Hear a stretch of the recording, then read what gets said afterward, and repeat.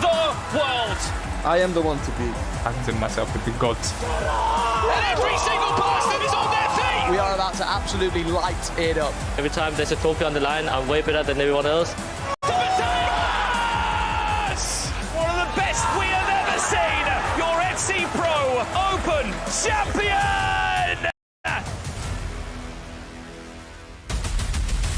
8 rounds of drama, skills, upsets, and plenty of goals. Now only 12 players remain. It's time to find out who will be this year's FC Pro Open champion. Time waits for no one. You only get a finite amount of it. So you have to make it count. Let's go!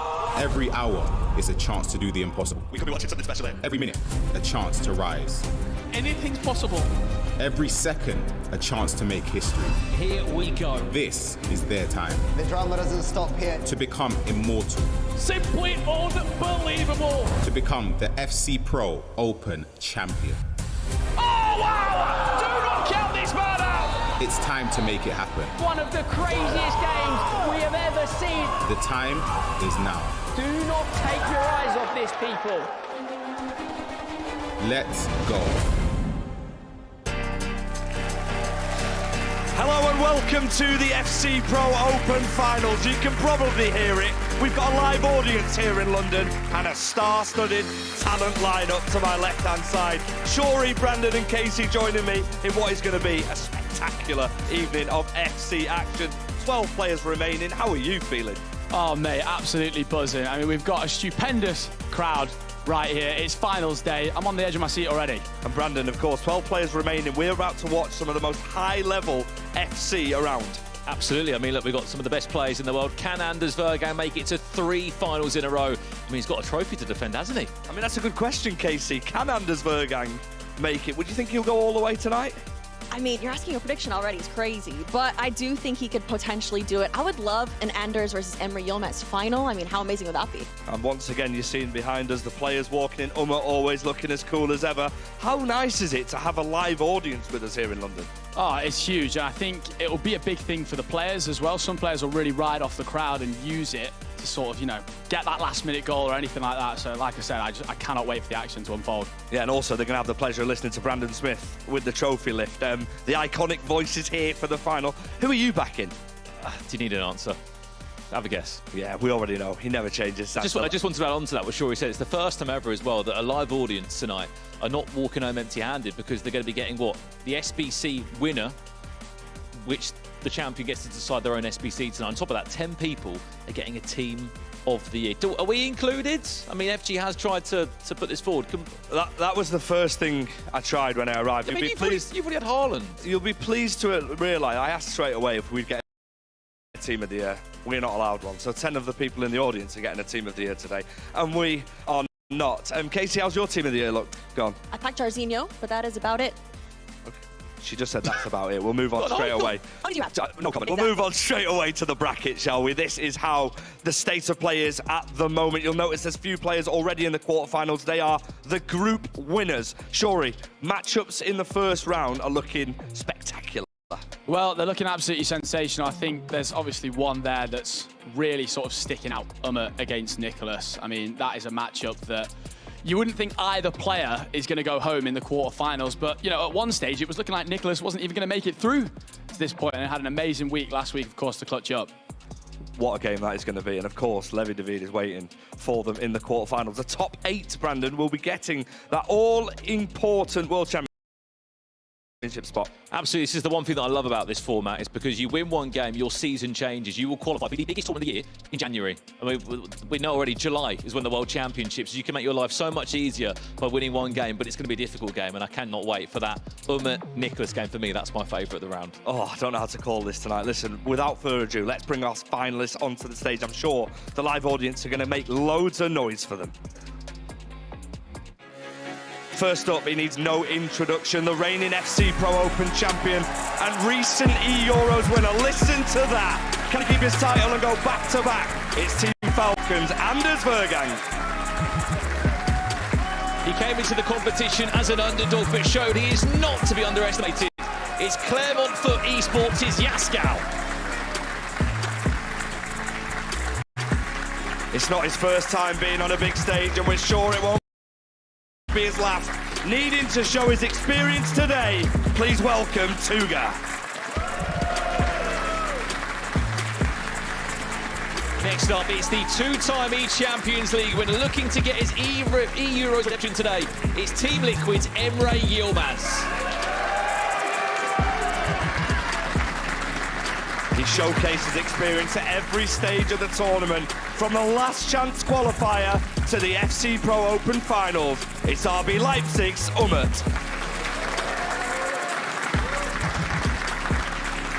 Well, how about this one, FG? The current world champion, the two-time world champion, here to add another trophy to his cabinet is Team Liquid's Manny Bashore.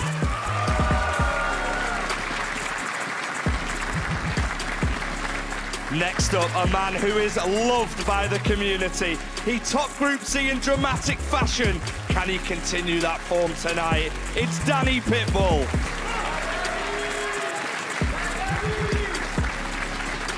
From global qualifiers to second in his group, but can he go the full way? The only player representing Africa is Anas Badar.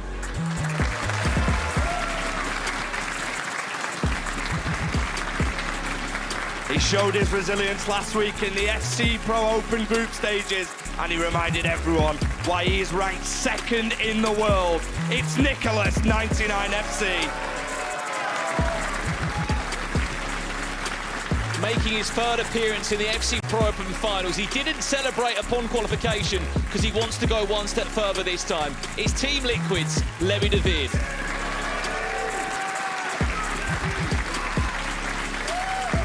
He battled his way through both weeks of the FC Pro Open group stages and showed great composure to make it to the final. It's Hezers.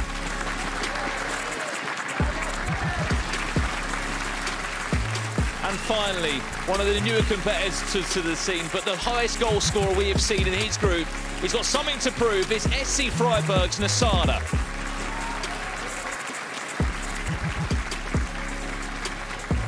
Yeah, that'll be quite good.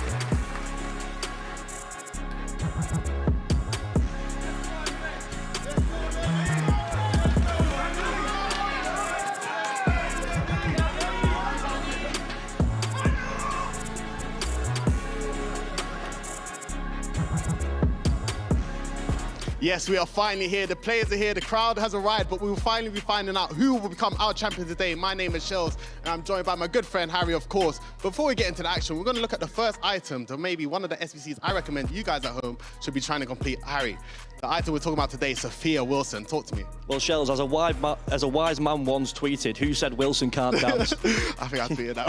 I think it was R9 back then, but Sophia Wilson, what? She's the new Pina. She's in almost everyone's squads, and the reason why is pretty identical, apart from her having better attributes across the board, because as we'll see on the play styles, incisive, tiki-taka.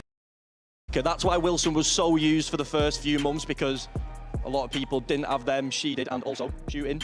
Yeah, I mean, with the strikers this year, I think they're so important that you can also be a kind of playmaker, a little quarterback in the team. But Wilson, having a gold finesse and a low driven as well, with the pass and play styles, if you don't have the team year Pina, she is probably the next item you want in your team, because I don't think there's anyone that can really compete with her stats. And the SBC, I know a lot of people have been playing against her in Foot Champions this weekend. I've been stressed out. But let's go to someone else's team that is not using Sophia Wilson, that maybe I'm kind of a bit surprised on myself. But there's a reason why he's #2 in the world. And we're going to go with the boy, the Iceman, Nicholas, 99 FC, of course. And Harry, what do you spot out from this draft? Well, Shells, back when we was playing, he was playing, so I don't think we're one to question the Iceman, are we? However, I am going to, because this Team of the Year Pina on the bench, it just doesn't make sense to me. That's with got them, to be a bait, with them surely. two winter wildcards up top. Like, does she come on straight away? But then she doesn't really need the chemistry. So I'm quite excited to see what on earth he's doing. Yeah, as you can see, he's both got Pedri and Pina on the bench. I think that's a little bluff from Nicholas himself, but you can see in midfield, he's got the new icon item, Sega, who's a crazy player with the right passing play styles and the gold intercept. I mean, it's a bit of a strange decision to see Nicholas not to use some of the players, but let's hear from himself with the interview with Rose. Okay, I am here with Nicholas. Nicholas, second in the world and also the most insane group stage I think I've ever seen. Are you feeling any pressure today? No, today I'm feeling okay. I just want to play and that's it. Well, this first game, you're playing against a previous world champion. Thoughts? Yeah, maybe. I mean, it would be tough against Umut, always is tough, but this is a competition. You know, you have to, if I want to win this rugby or qualify for the World Cup, I have to beat anyone. Yeah, well, this last question I have for you is from Casey. What are your thoughts about today's draft restrictions? I mean, it's okay. I mean, about the totis, we test all of them. I think Pina is it's good, but Pedri would be the key. Amazing. Well, thank you. Good luck. And let's see what this has in store. This poises to be so good. It's all about knockout FC. Game on! You know! I'm not the underdog anymore. I'm coming for the trophy. Lovely work from Manu. From is temporary plus permanent. I am the world champion for a reason. What different Umut we're looking at this season. I have won it all. Now it's time for the FC Pro Open. Nicholas! Was it ever in doubt? Pretty nice always to win some trophies. That was elite attacking stuff from Yaskar. Never write me off. I'm here to win it all. Hezers! Massive win. My best is still yet to come. This man cannot be stopped right now. The title will be mine. Vintage goal from Tuga. I'm ready for anything.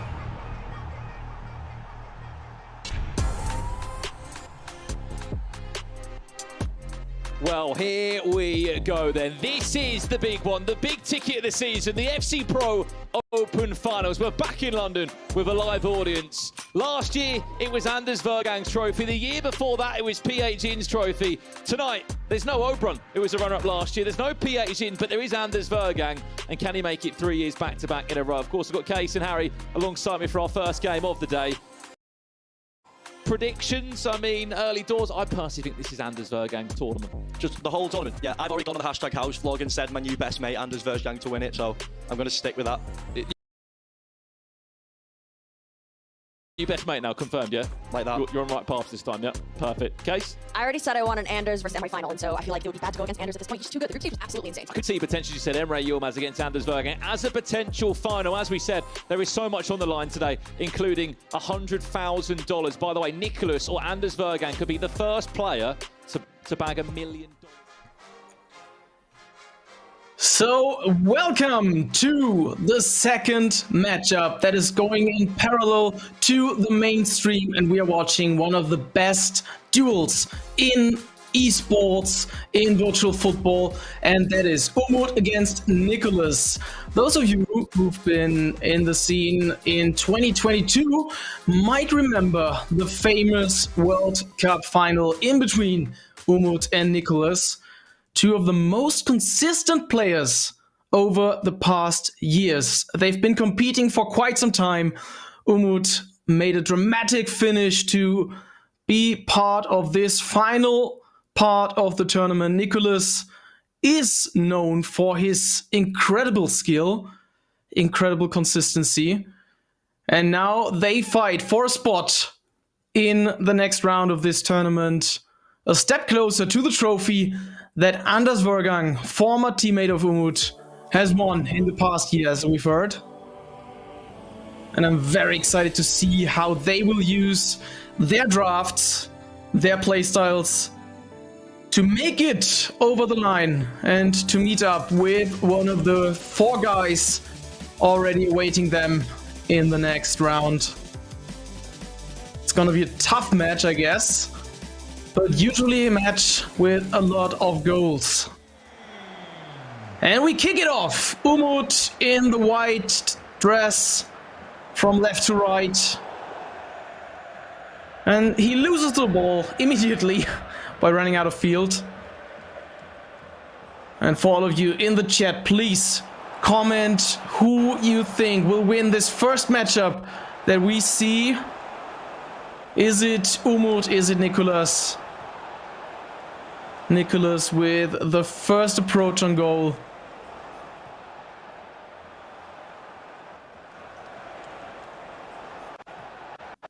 playing on the left side. Trying to find someone in the middle, and that's the first shot on target. First goal of the day. And it is Nicholas scoring with a low-driven shot. And he stays calm. He's known as the Iceman. And we are watching the replay. You see him cutting inside. The pass is perfect. He turns around and finishes right bottom corner. You might say easy goal, but it takes a lot of patience to use these spots. So 1-0 for the Argentine. And Umut has to come up with something. What is his game plan? Cuts inside from the left as well.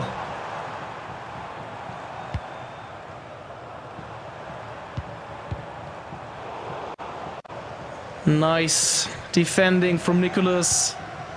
He gains the ball back and immediately starts the counter-attack.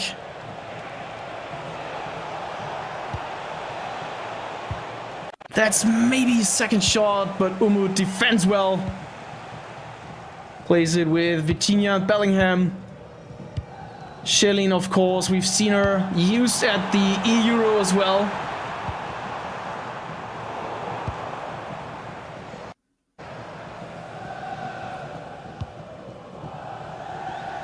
It's gonna take some time for Umut to come back into this matchup. And it is very important. Imagine traveling to such a tournament and then be the loser in the first round. So you have to watch someone else lift the trophy. Next through ball attempt by Nicholas.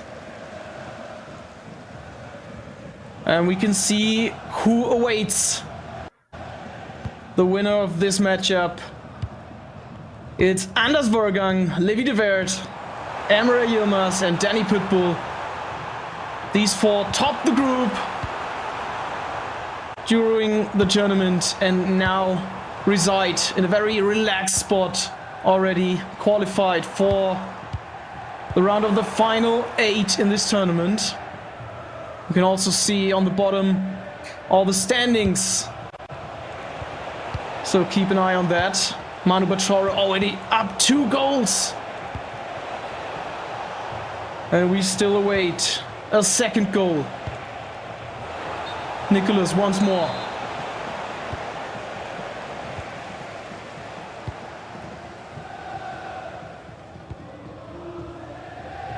Umut, second long ball from the right back.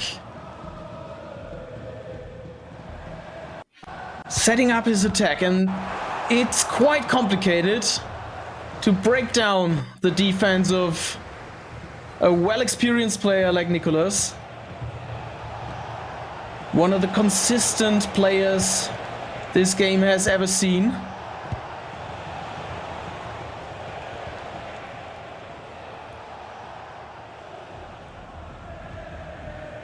But whoever goes through, he's playing as the winner of match 2. You can see it on the left against Levy de Weert from Team Liquid. Might not be an easier challenge because there are so many great names in this tournament. A lot of very popular players. And they've all won trophies. They've all won important matches. But for now, Umut tries it from outside the box, but blocked from Nicholas' defenders.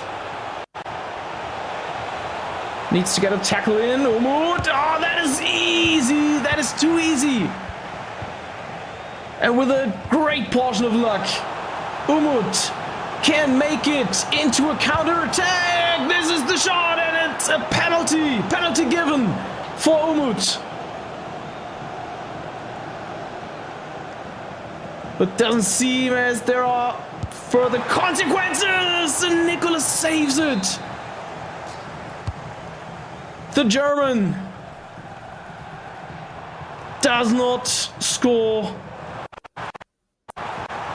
And that would have been the perfect equalizer for him after roughly 25 minutes played. Player locked for the corner, cancelled. That is Wilson, Bellingham. You know the names. Vitinha playing back to Pedri. Shelin. And whenever Nicholas can beat Umut behind, then it's a great success. But now Umut managed to score. Going through the middle of the defense. He finds the spot. He scores the spot. So now we got the equalizer and we watch the replay. Watch the defender and watch the whole defense put into place by Nicholas. But he's not able to tackle him. So Umut, the knot of relief, I'd say. He got back into play and now Nicholas has to make up for this slight error he did in defense. But you can see how easy it can be, even on this professional level, to score on the highest level possible. Because even this isn't the final of the tournament, it could be, at least if you take their names and their experience into account. Nicholas getting into the box! And Yashin doing some great work for Umut.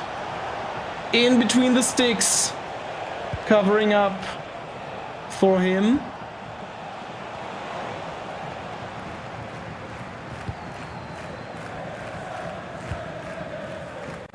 Umut decided to place Maicon on the right back position as well.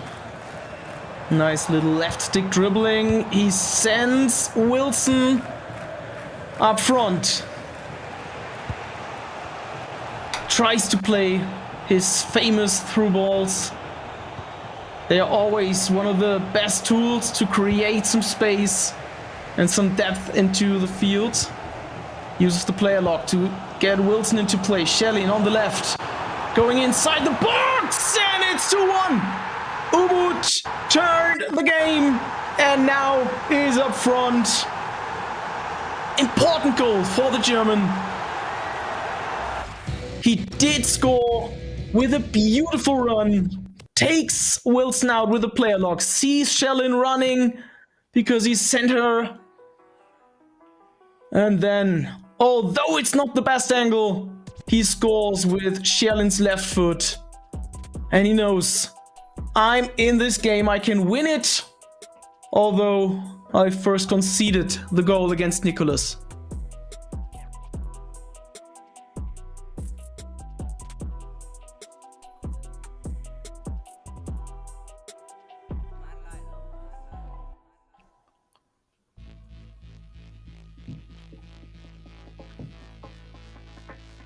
So now 2-1. And we still have a lot of time to play. You're probably familiar with the rules of these tournaments. We've got way longer halves than it uses to be for casual gamers. So there's plenty of time to score goals and try to make it over 90 minutes.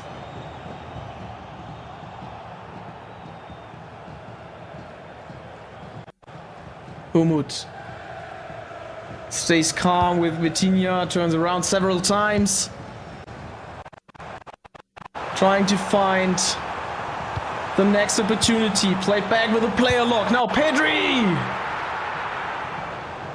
And Oliver Kahn, the German goalkeeper, known for his work on the line, his perfection on the line, saves it for Nicholas, who plays it once again through the middle.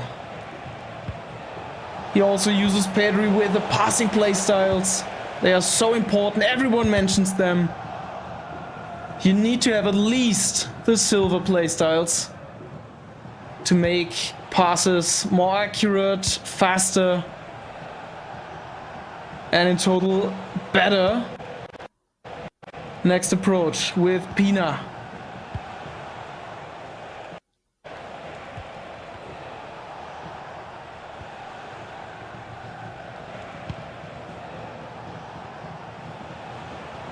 Good defending by Umut, trying to hold Nicholas far away from the goal. And Maicon wins the ball. Vitinha, he can play it on the right wing. Wilson does so.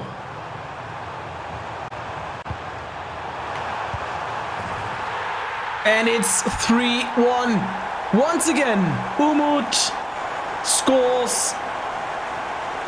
He seems to have found the key to unlock the defense. I'm very, very interested in that replay. A lot of space, maybe too much space for Diani, but Nicholas has to defend the center. And Pedri scores. He is not just a passer, he can also shoot. So it's 3-1, and the coach behind Nicholas taking notes. They try to find something against this turnaround.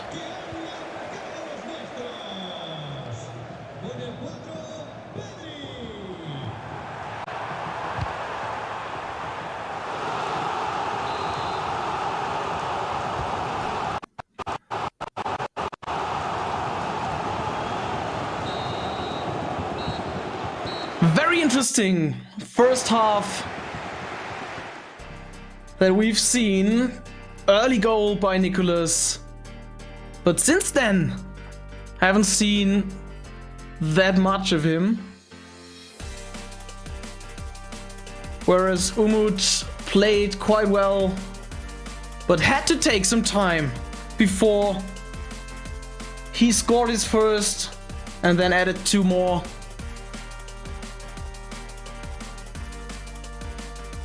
Going to be very interesting. You see the standing in the other match that is taking place,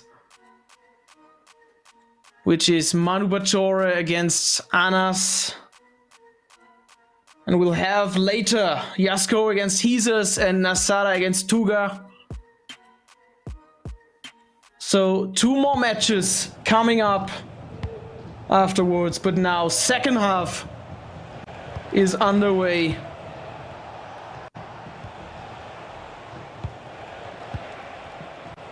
And as it stands now, we're gonna have a quarterfinal that consists of Anders Vergang against Manu Bachore, and a second quarterfinal, which is Levy against Umut, and he misses with Diani.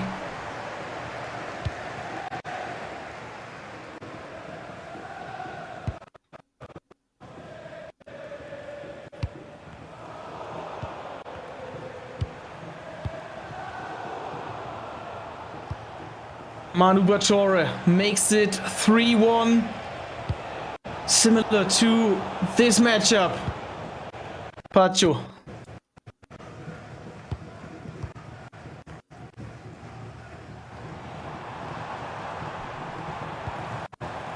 Umut, he sees Diani! Could be the 4th, now open goal, and it's 4-1!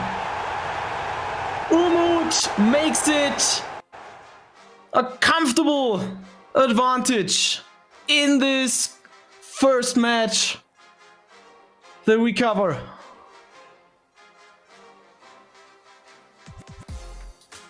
Look how well he plays this through ball. Diani maybe a step too close to Oli Khan. And then it's Pedri from far out with a bicycle kick while falling sideways. And now we have a very comfortable situation Also, Hezers is up with 2 goals. So now we've got a very, very interesting situation. How can Nicholas compensate 3 goals that he needs to score only to equalize to the German?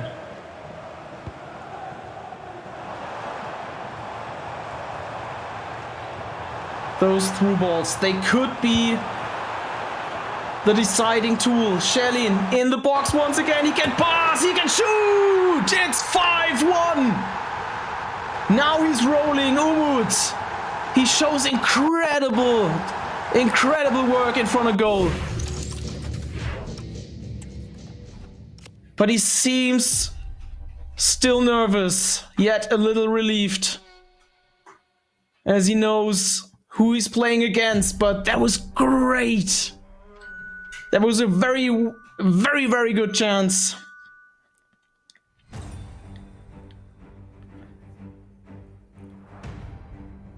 And now, Nicholas, he needs to do something. He needs to change something. Otherwise, he'll be out of the tournament.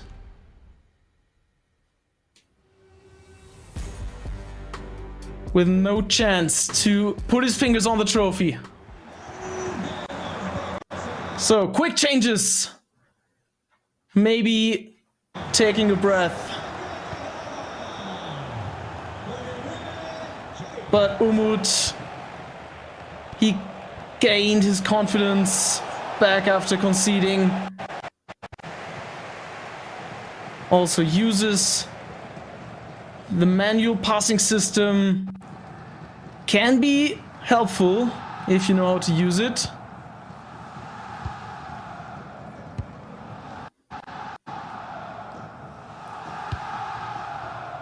Always keep an eye on the scorings. At the bottom, there's a shelling once again, blocked by the defender.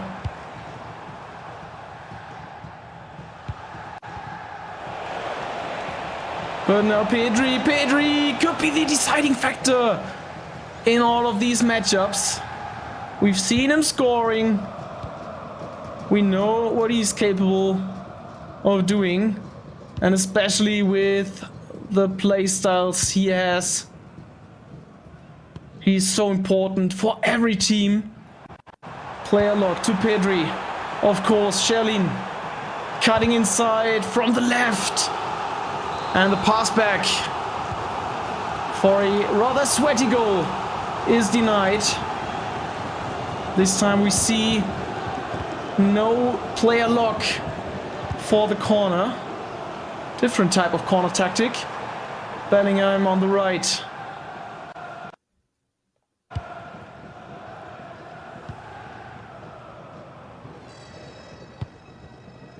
It seems to be taking some time away from the clock. We are 64 minutes in. Still plenty of time. But it's very, very comfortable for Umut. Passing around his defense and now slowly building up. Vitinha. Diani running. Also inside the box. Where's the spot for a finesse? Oh, a low-driven shot. Ali Khan. He saves it once again, and Maicon can now make some pace and boost the offense. Also denied. It's Umut. He uses a lot of player locks to pass the ball exactly where he wants it to be.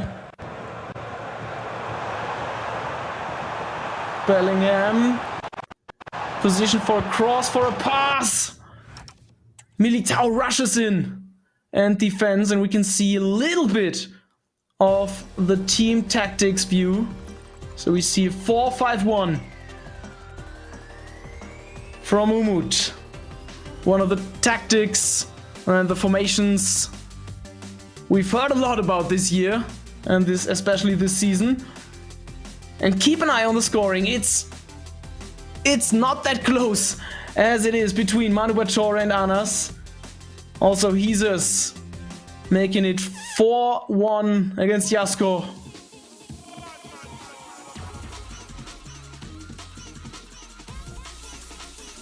So, after this break, we are rejoining these two. And it seems like Umut progresses to the next round, to the quarterfinal, matching up with Levy in the round of the final 8 participants in this tournament. Shellin making some space back. Maicon, Theo Hernandez.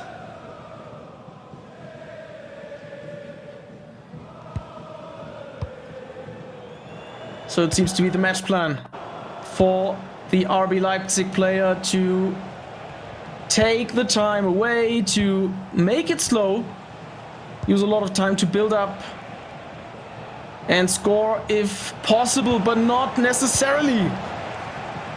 Important tackle, important steal.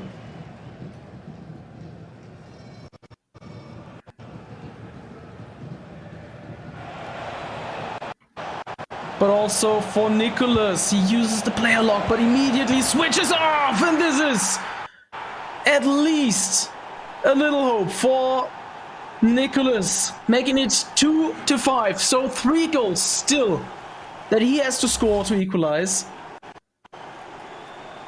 It's a long way, but it's also like 15 minutes in-game time, which is kind of long because we are playing more than the usual 6-minute halves.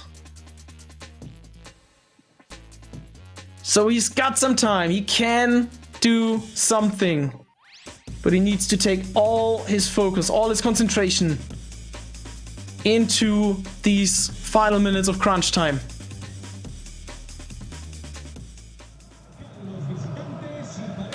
And that's what it is. Manu Batore 5-3. By the way, Hezers 4-1 still.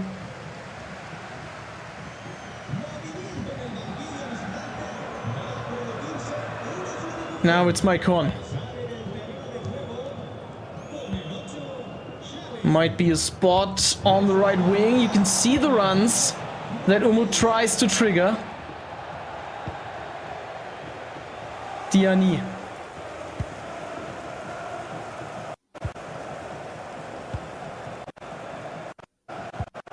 No space, well defended by Nicholas. But the player lock is used so well by Umut.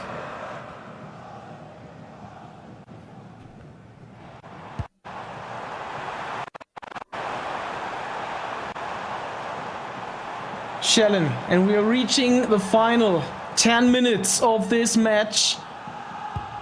And time is running out for Nicholas. Pacho running away from Nicholas.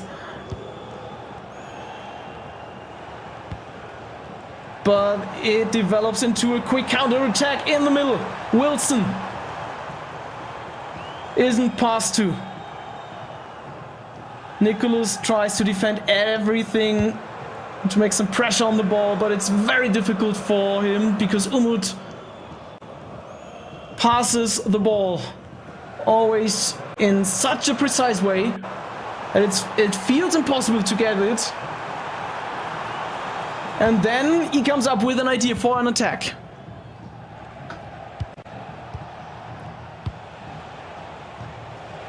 Might be the last chance to make a third goal and to still have some time left. Pina. Not sure if that was a shot or a ping pass, because it didn't come through on goal.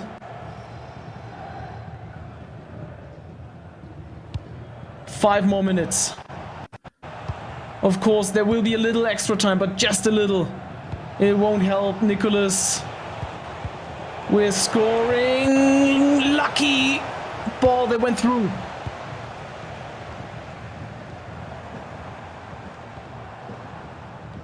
Almost another chance for Iñaki Williams.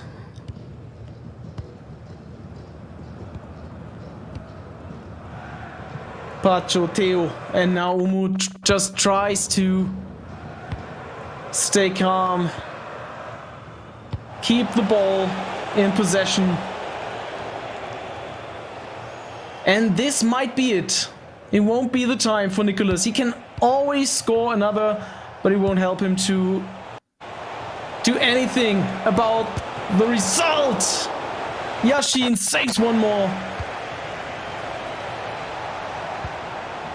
Next try, Pina. Get cancelled. Bellingham and Pedri. And with the player lock, another opportunity for Wilson to score. Wilson denied by Khan. Second chance for a shot on goal. Bellingham. Umut already knows that he's through. And now it's finished, it's done. Nicholas loses against Umut, who did a great comeback and played so good. It was a very good match, an intense match, but it seems that Umut had the better match plan. So put your GGs in the chat. And we are going to the final minutes of Hezers match with a comfortable lead of 6-1. So also there a lot needs to happen to change that. And we just finish the first half.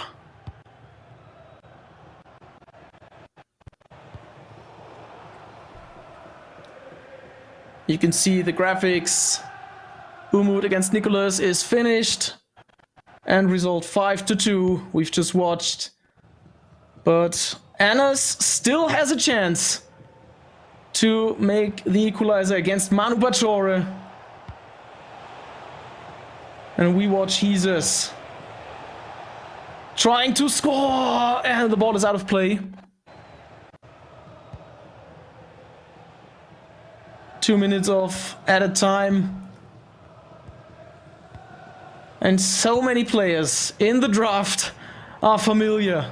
We see Pina, we see Shellin, we see another goal for Jasko, making it 2-6.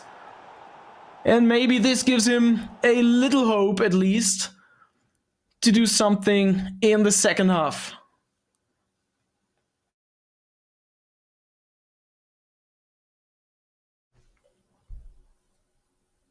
And while we watch the replay, we can see the little movement to the right after Pina passes the ball. Not sure if we should count that as a body feint, but at least he made another goal. And we also refreshed the graphics on the left, so we've seen Umut winning, and he's matching up in quarterfinal 2, Levy de Wert. But we still need to fill all the other 3 spots. And now it's halftime. Maybe you can put in the chat, do you think that Hezer is going to fumble? Is going to lose this match, although he has this 4 goals comfortable lead? I don't think that it is possible, but we've seen so many things throughout the tournaments. So let's see. Second half is on the way.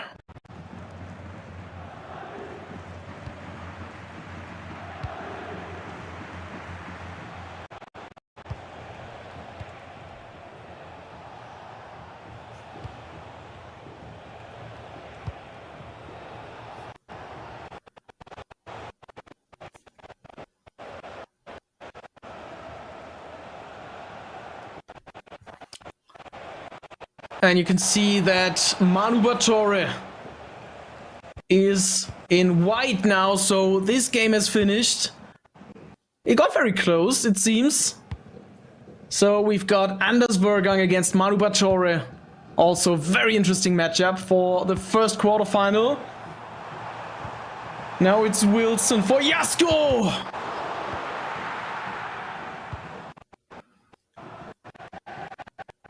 Tried it with the golden finesse playstyle. That is so important.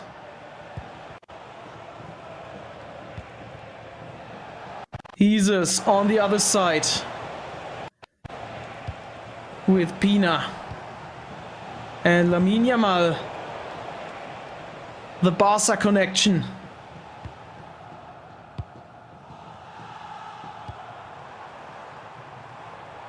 Pina and Yamal also in the draft for Jasko.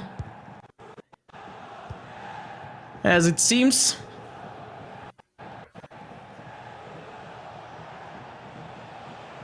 And he just takes some time for the build-up. Nice through ball to Abili.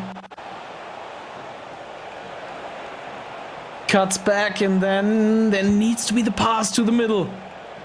To Zega. Bellingham.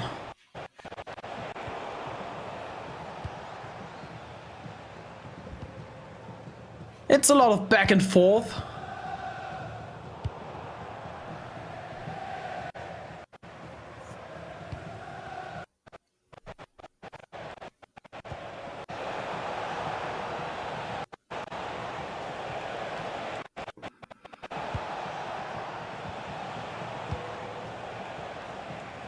And Jasko always trying to find a chance in the white dresses. But he seems to struggle as Hezers puts his defense in a very, very good state. Haven't seen Bronze being used as a right back yet, so interesting choice, but of course 3 golden playstyles. Always a good argument.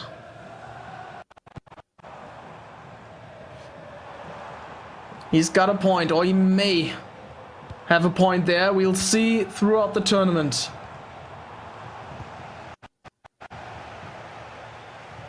But of course, Shelin in the team as well. This is Pina. Through on goal, and she manages to score. Hezers makes it 7. 5 shots on target, 4 goals. Pina is the one to play. Just look at that replay.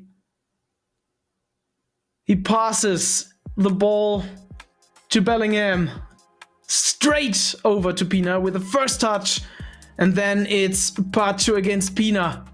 You can see the long steps Pacho is taking, but he reaches Pina a little too late. So she can finish in the Pina way with the low-driven shot.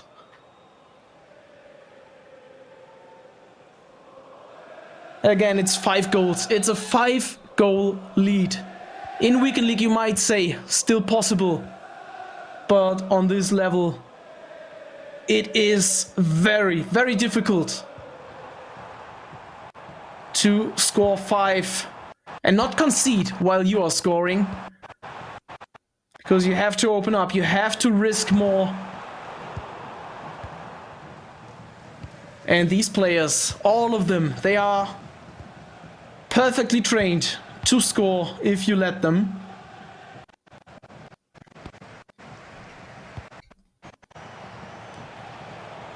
Should be offside, yeah, Shelin a little too close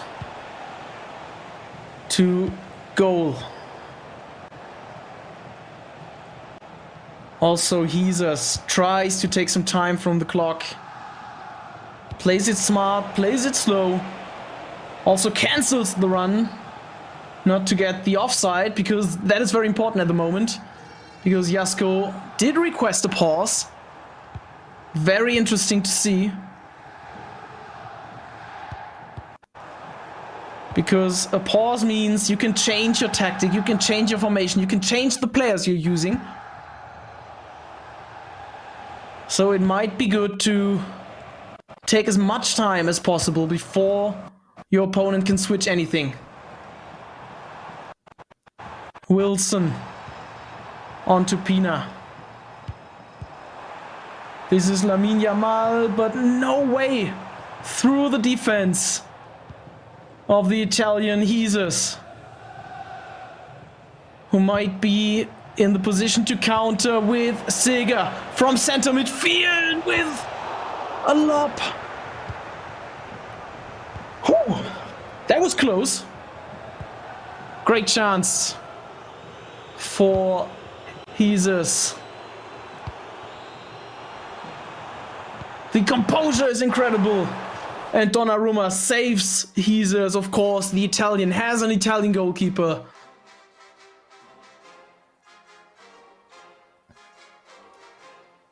And time is running. We are still in a very, very big lead. I've read in the chat that he will not give it away.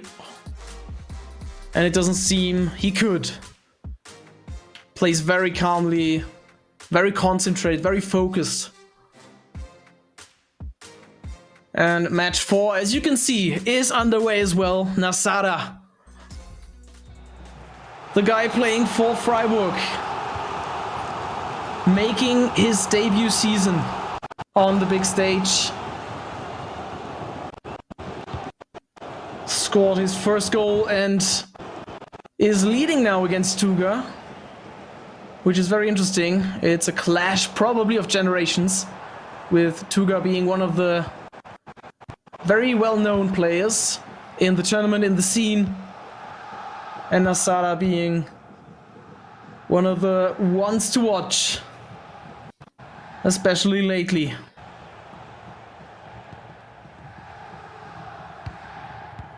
"12 more minutes. It's getting very, very crunchy to the end of this matchup. It can be so easy. It's a very simple ping ball, I guess, inside the box, and then it's just a easy targeted shot by Shellin. Very well played. See how much space he's got in the middle. And bam, Sega plays the ball. Maybe a bit lucky that Shellin gets the ball and not Bellingham probably standing before her, but well, what can I say? It got even cozier for him.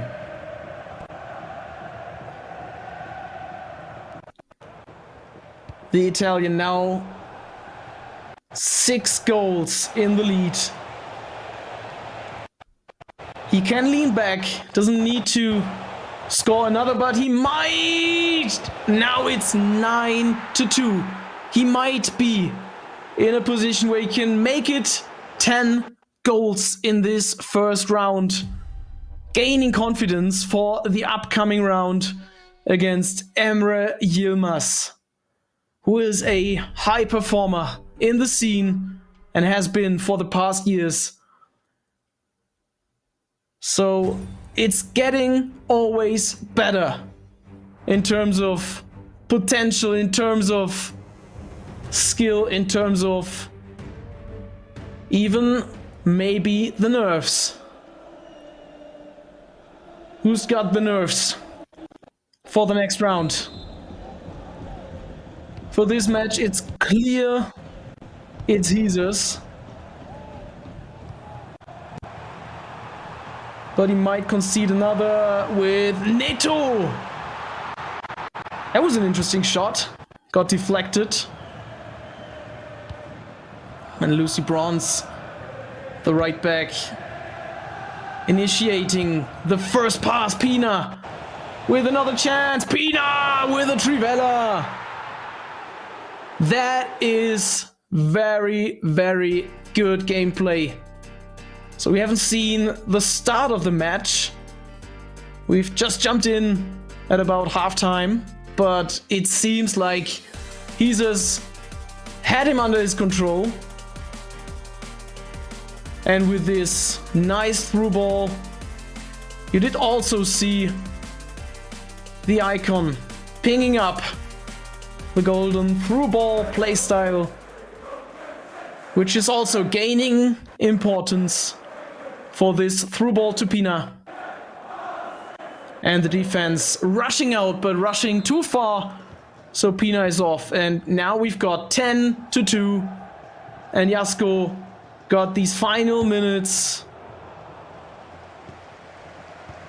to the final seconds that he will be in this tournament. He can just present himself, maybe score another nice goal. And then he has to say goodbye. Because 4 of these great players have to leave after this round. We've started with 12 players. And we end with 8 to compete for the final spots for the trophy. Who's gonna make it in the end? Wilson. Maybe one more! It's one more! It's 3 goals for Jasko. It's 10 goals. And it's kind of ironic, but it's schade that he has to leave.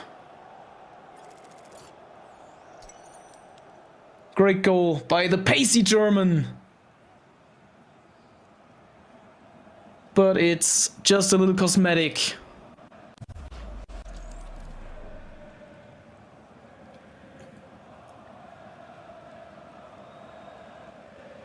So we just let the clock tick away the final seconds. Just a little of extra time for this matchup.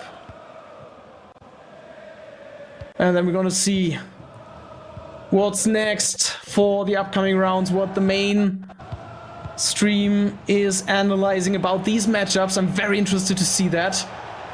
Nice drag back with Pina. Hezers seems to be in a great form. Lovely to see. And a very enjoyable style of play. Doesn't try to just take away the time. He also tries to play towards goal. So great win for him, scoring 10 goals. Great achievement. And a clear win for the Italian against Jasko.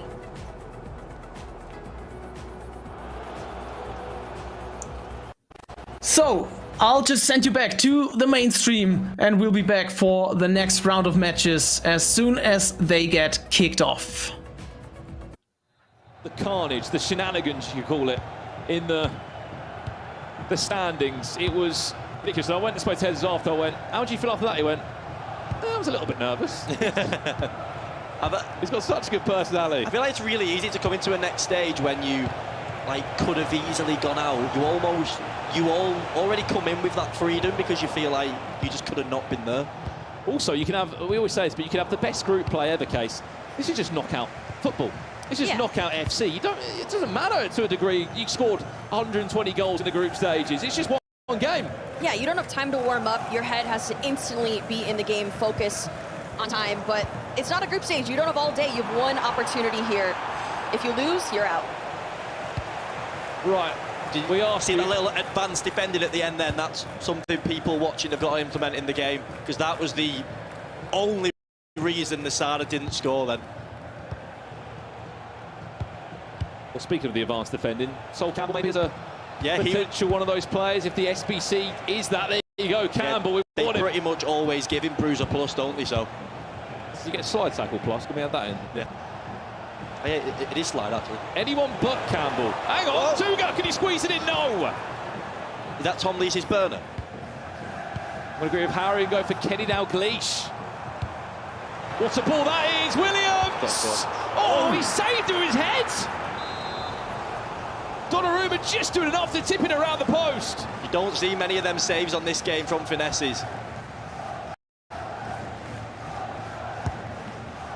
Corner. Lofted in, Vidic, touch it down, off the line from William Saliba. Back to Wilson. Oh, the finesse! It was coming, it was deserved. 3-1. Well, his goal-scoring form from the knockouts has carried over to the finals. I see my corner from week 1 R3 is still going strong. How important is that, Harry, from that moment? You come so close, but you still have the ability just to stay calm, composed, and recycle the chance. Yeah, it's something these players do a lot. I think this game in general just, like, you know you're going to get another chance, so you can't get too down about missing the chance. Again, back when I played, back in the day, almost a decade ago, Casey. Almost like if you missed a big chance, it really got you because it might not come again. But on this game, it's just. Well, I remember our very own Ryan Pessoa was in a game once with Venny, who's on it. It went 0-0 on 2 legs, and it went to golden goal, and it went 0-0 again to the point where I think we had to kick him out of the tournament. I had that with Feldman in Bucharest, but obviously I won on penalties. It's always penalties. Penalty king. I actually had the highest winning percentage in pens in FIFA tournaments ever. Did you make that? Have you got? How did you track that stat? Well, I went back to like a few shootouts and worked it out, but I actually think I'm right. So you made it up, is what you're saying? Well, I didn't lose one, so someone has to tie it. I mean, I'd love to see penalties tonight, but I don't think we will. Oh, I lost the last one against Tom, actually. Maybe it's like 90%. There's already game left of that round of 16. We can confirm quarter-finals that are already locked in. Manu will be playing Anders Verga. That one up next. Levy de Vid. Taking on Emry Yilmas against Hezers. And last but not least, Danny Pitbull will be taking on the winner here. I stand corrected. I thought the 2 Italians would meet in the quarterfinals. They could match up in the semi-finals. Danny Pitbull just at the bottom of the bracket. Vitinha, extra pass, and they went for the finesse. It was tipped around by Levy. Right, we could call that 1-1. 2 finesses that should have gone in, 2 finesses that haven't. By the way, I bet Tuga's good at recycling at home, isn't he? Was it the cap? It could have been. Might be the cap that made all the difference there. Where's that one going? Well done! Done the exact same thing after it. It's definitely 1-1. And there's another one back for Tuga. That's the thing as well, these corners are so overpowered that when you get a chance to shoot, you almost might as well just take it. It's true, like Sophia Wilson, arguably one of my favorite SBCs of the entire year. She's fantastic. Did you see mine and Shell's one to watch? Is it not because of that? Did. I completed her the day that she got released, though. So I've been scoring goals with Sophia. There's a fact she can go left or right. She is just a Pina regen with just better stats, isn't she?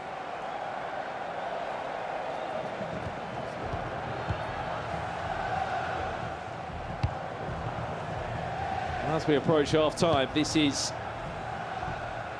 very much still all up for grabs. Tuga was the 2nd lowest scorer of any player that came through to the final stages. Nasada must have been top, right? He was 3rd. He scored 69 goals. Anders Verga got 76, and Emry got 73. Oh, again. The toe of Juan Luigi Donnarumma. He's my first purchase when I get back. Actually joking, he wouldn't get in my relatable teams. Is that Donnarumma? Yeah. What about Levy Ashen? Nah, he doesn't get in either. I'm more of like a cobble man.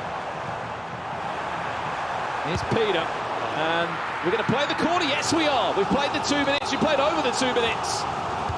The side will get enough time to try and head this down to Vidic, and Wilson can't get the finish. And at half-time in our FC Pro Open final round of 16, it is the newcomer on the scene, Asada, that leads 3 goals to 2. Well, we have got a quick pause in play. Let's head over to Rose, who's joined by Manu Bashore, who's just booked himself a spot in the World Championships. Manu, what a close game you just had. How are you feeling? Yeah, I'm feeling great. Of course, being qualified for the World Championship, but just starts here, right? So quarterfinals up now. Won't start in too long, so focus already in that game. Yeah, what does it mean to have that? Because you are the defending champions. So does that feel nervous? Are you excited, or are you just chill about it? I try to treat it just like every other round in the tournament. Of course, you know what's at stake, and it's probably like the round you get the most if you lose it.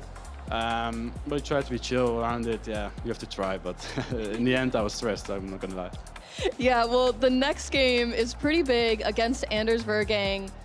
Any nerves going into that? I mean, I'd be nervous, but I'd also be nervous playing against you just because I'm not good at the game. So how are you feeling? Yeah, of course. Everyone's nervous for these type of games. These are the games that are the biggest that we have. In the Pro Open quarterfinals, it won't get any bigger than this, so let's get it. Well, you're doing amazing. I'm excited to continue watching, and I'm going to throw this back to the casters. Thank you, Rose. Congratulations to Manu as well. I cannot wait for that next game tonight. Manu is taking on Anders Vergang, the battle of the world champions, including the current FC Pro Open champion. I mean, that's going to be fireworks. It is. I still think the only chance of catching Anders is catching him cold because Manu's had a game and Anders hasn't, which you see a lot in tournaments. Someone coming hot because they've experienced it. And I think, Case, the winner of that game goes and wins the whole thing tonight. I think so too. You win that type of game at that point. It's just momentum that's going to get you there. Plus, it's two players that are currently fighting for that GOAT debate as well. Like, that's just such a momentous game to win. In a quarterfinal as well, it's just going to get you all the way through to the end. Absolutely. As we've said, of course, there are still so many games taking place, including this one in the round of 16. After this, there will be just 8 players remaining. I think Tuga is kind of succeeding in making it more of a Tuga game than Nasada. Or it's somewhere in between. Because you've seen a lot of them Nasada games in game week 2. There was like double figures like every single game. And this game doesn't seem like it's going that way. As Tuga, it's a game for the goalkeepers. You don't see that very much on FC26. You normally see the goalkeeper attempt to save it, but normally not make the save. We're just looking here now at Nasada's results, especially what we saw last week. I'm telling you, they was mental. Here he is over here. 7-3. So this is how many goals in each of his game. He had 10 goals in one game, 12 goals in one game, 8 goals in another game, 15 goals in one game, another 15 goals in another matchup. Then when he came back last week, 10 goals, 14 goals, 19 goals in one game, 18 goals in another. Speaking of Nasada, there's another one for his talent. He's on to challenge Emry, Yilmas and Anders for the Golden Boot, if there was a trophy that existed. He is free-flowing. Are we looking at the next German prodigy to come out via the virtual Bundesliga? Again, it's a talent factory over there, Case. And look, if he can go and book a World Championship ticket, we always say it always feels like Germany. There's always a new name that pops out. Yeah, they produce talent to a top-tier level. We're constantly seeing new players come out of there. But he's one of those that I personally really enjoy watching as well, because we just love to see a goal fest. And so he's one of those players that he's just constantly going forward in the attack. And so I think that's one of the reasons why he's been so successful. He's also another one of those players that all of the other pros constantly are talking about this year as well. He's always in the conversation. And so I think that he'll be very, very proud of this first round so far. I think there's the ability, Harry, on FC to be a brilliant scorer and a great defender. Yes, but I think Nasada, he concedes a lot because he's purposely making the game open. So like he's saying like, I will concede this amount of goals, but because I believe so much in my attacking ability, it's going to help me more at the other end. It's not necessarily about him being a bad defender. Peter! It could be the dagger. There's a fit for Nasada. What a breakout season this could be for him. I'm telling you, Tuga he needs more than 2 at this point in the game. You're not going to stop him from scoring. 3-goal gap now, guys. It's increasing, isn't it, Styling? Yeah, there's time though. I mean, he's just doing such a great job at finding those open opportunities, finding those gaps, sending in that perfect through ball opportunity. And for Tuga, there's just not much you can do in those situations. It was kind of in the exact same position as the goal before, wasn't it? Copy-paste.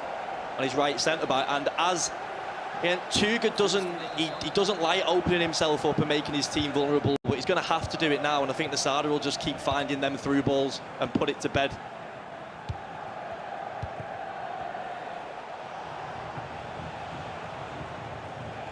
There will be Nasada against Danny Pitbull. And if it stays as it does, Yeah, he's going to keep winning it in these areas, and then Nesada, he won't recycle it 12 times. I'll tell you that for free. Wilson, Pina, for the extra pass, can get past Hernandez. Harry, I have a question for you. Yeah. You said no Donnarumma, no Yashin. If you're going to restrictions, who's your goalkeeper? Is it Oliver Kahn? Oh no, these restrictions. You have to choose one. Who is your goalkeeper? After what I've seen from these games, Donnarumma. Donnarumma? Yeah. But does it waste the team of the year? It's about 700k, I think. 718k. Wilson! Just one. I'm telling you, Nesada has also done what Yaskal did. I think go top heavy. Is it Pina and... Yeah, Pina and Wilson up top.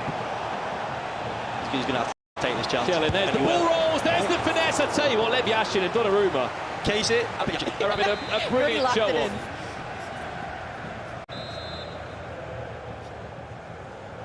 I don't think I've ever seen an amount of finesse plus shots miss that look like certain goals as a start of this. And do you know what? I quite like it that every shot was going in. I mean, we'll ask the chat for their prediction on it. Who is the goalkeeper you'd rather choose? Team of the year, Levy Yashin, or a team of the year, Donnarumma?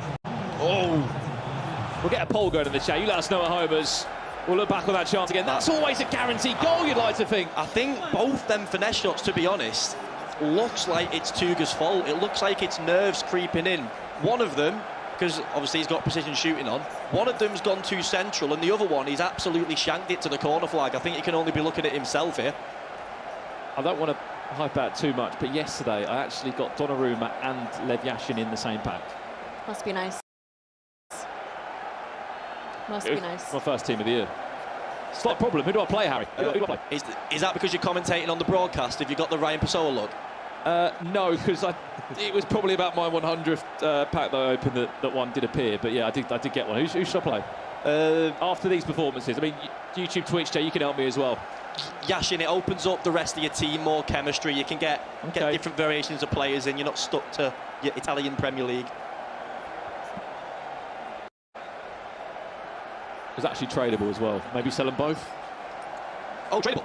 Oh, get completely rid of them both straight away. Because what's Yashin, 450k? Not too bad. Why didn't you start with that? Well, because it's team of the year at the moment. I wanted to just, enjoy it for a moment. Let them live in the club for at least 2 days. All right, I'll give you 2. Again, every member of the audience here with us today, 10 of them will be bagging themselves a team of the year of their choice. Again, I'm imagining Mbappe, Pina. Mbappe, I was going to say, where's the Pina? Did well to read that then. But one thing you've got to keep in mind as well, I'm telling you, this 6 is coming. They're also going to be untradeable team of the year, so you've got to think you want someone that, one, you love, or 2, you're going to be using a lot of. I would just say the player that you enjoy playing with the most that you can't afford. Like, if you just go down that route, you'll be all right. Someone said in the chat, Levy Yashin, he's the greatest goalkeeper of all time. This might sound stupid, but seeing the Mbappe, like, say if he was playing in this, like, they're not getting the most use out of they're not 15 mil worthy because of his does he have a play style? I don't even know. I never look at cards that are unattainable. He can run. Tuga just keeps surviving. Okay, run through the squad restrictions for the FC Pro Open finals. It was 15 million coins, 1 icon. Team of the year and 3 team of the year icons. There we go. Right, who should be the goalkeeper? 67% of you went Donnarumma. Speaking of Levy Yashin, that's why you should choose him. Change that. Change your vote, it's not too late. It's Yashin. He's made more bigger saves, I think, Case. Donnarumma's made quite a few, but it's the hat. I mean, he's not saved it with his hat, but... No, he's been absolutely fantastic. I will say, though, Donnarumma's 718k, Yashin 450k. So based off price... Even bigger saving. Let us know. Again, I'm kind of ridiculing Tuga for like keeping it a low-scoring game, but on another day he could have scored another 3 or 4.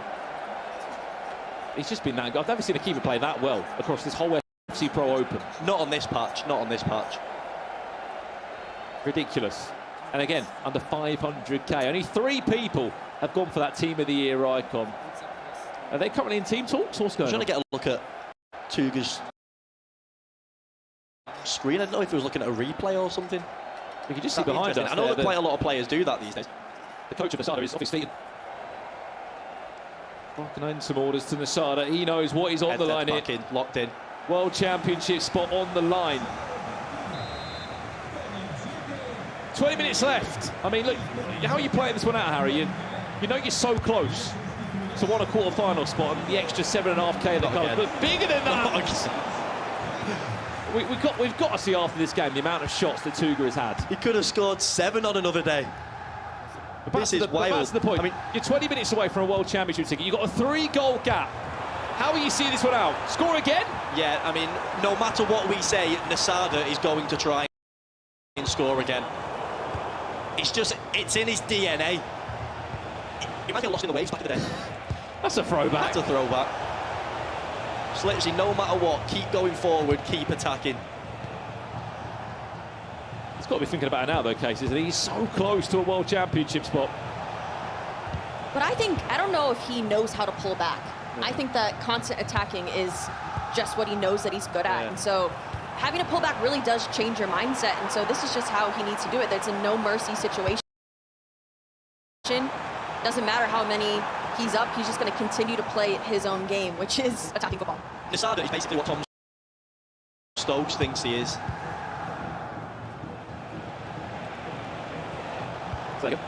Nasada is what Tom Stokes thinks he is. Well, speaking of Tom Stokes, I think he's doing a watch party right now of these broadcasts. I'd love to see his reaction. There he is. Oh! Hang on! What? Has he got Umut with him? I just can't really see from this far out who's alongside. Well, someone blinded by all the light. But as we're speaking, this game is getting away from Tuga. He needs a goal almost instantly. Again, we're getting into now or never territory. And it's looking like never. Well, we've gone from 12 players down to just 8 now. Who is going to be the FC Pro Open champion this year? You tell us. As it stands, Levy takes on Umut. Anders Vergang takes on Manu. Danny Pitbull will be taking on Nasada! As he finds a 6th. You're Tuga right now, you're thinking, how have I not scored more? How many times have we hit the post? How many times has Levy been the hero for Nasada? But one thing you cannot fault from Nasada, he will not stop creating chances. He will not stop scoring goals. There's also been a few that he's missed as well. Let's not forget that. And like, one goal changed the game. It changed the mentality. It's not like because Tuga's missed 3, he should have had 3. But it's a tough one because you miss that many opportunities. Your frustrations are going to come out. You start to lose your head. But again, Tuga's been in this competition for such a long time. As we see a little bit of a shake of the head there, he knows this could have been a much closer game. Yeah, but again, I put quite a few of the blame on himself, because I've seen some shots going towards the centre of the goal. I've seen some going to the corner flag.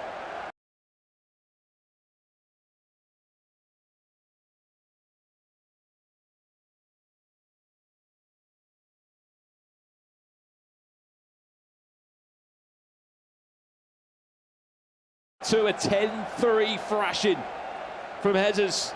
Tell you, there's one thing Tuga's doing, and it's not giving up. Because at this point, I just would have gone straight into the game, get to the final whistle, get under. But he's paused it. He's changing his tactics. He's leaving it all out there.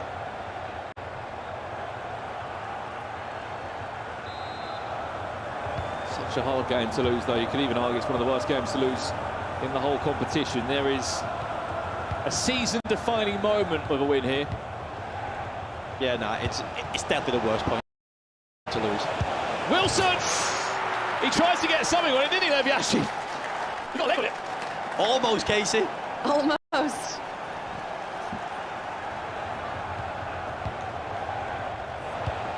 Tell you what, 3 goals on this game with roughly 10 in-game minutes. Is it possible?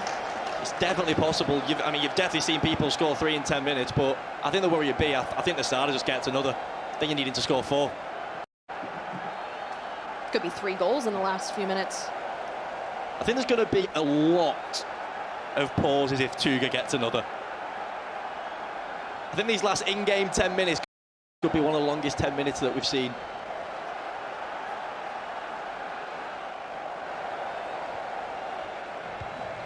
He has got 6 minutes to hold up. Interesting to see if the Sada does throw. Okay. He is trying to keep the ball. See, his instincts kicked in. He can't do it. It's in his DNA. He has to go forward. I feel like he's never kept a clean sheet, probably. I mean, I don't think anyone has kept a clean sheet this year, but for him, he's trying. He's trying. He's finding the gaps, but he's offside. And Tuga's got a chance here.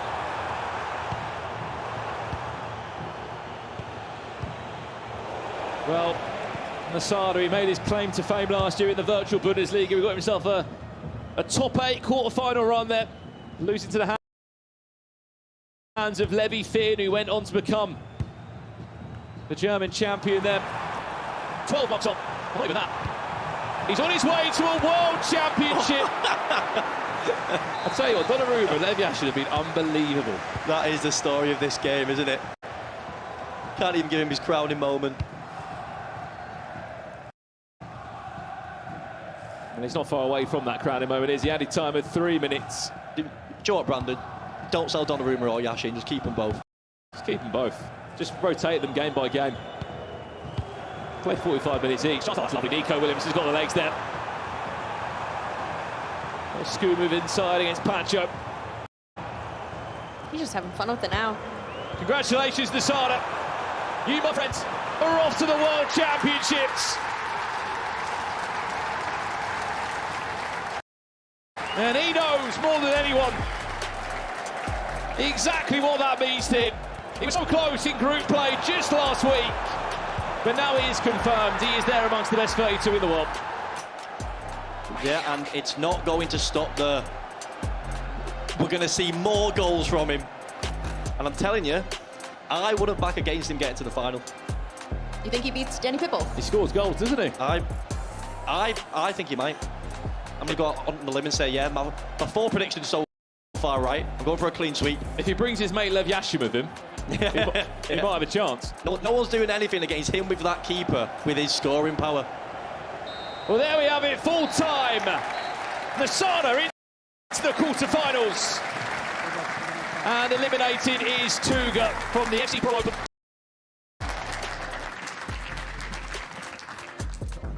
What a story for that man. First World Championship.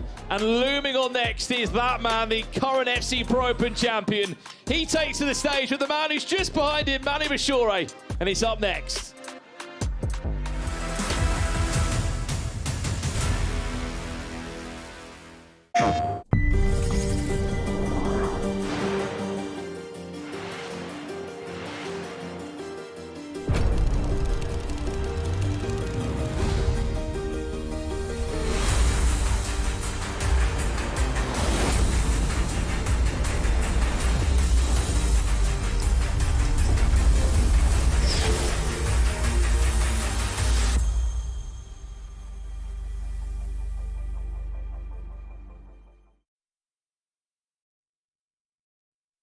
PlayStation.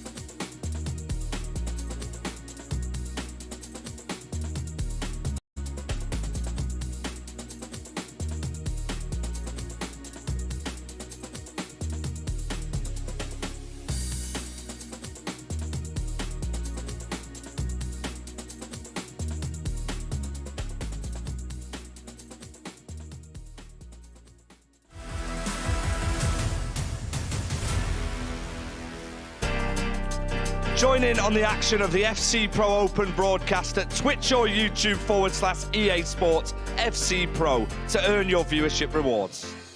Watch the finals for at least 15 minutes and earn an FC Pro Live Tonali on loan.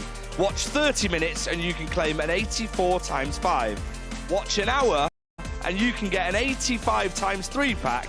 Complete all and you can claim an 87 x 2. 12 players are now 8. 8 players are through to the World Championships. Manu Bashore, after a 9-goal thriller and a 5-4 win. That man, Hezers, scored 10 in his game. And the crowd here in London, the live audience, were looking good. Nasada has, of course, beaten Tuga, and a 5-star performance with 5 goals from Umut. Welcome back to London. I'm here with Casey, with Shells, and our live audience. 8 players left.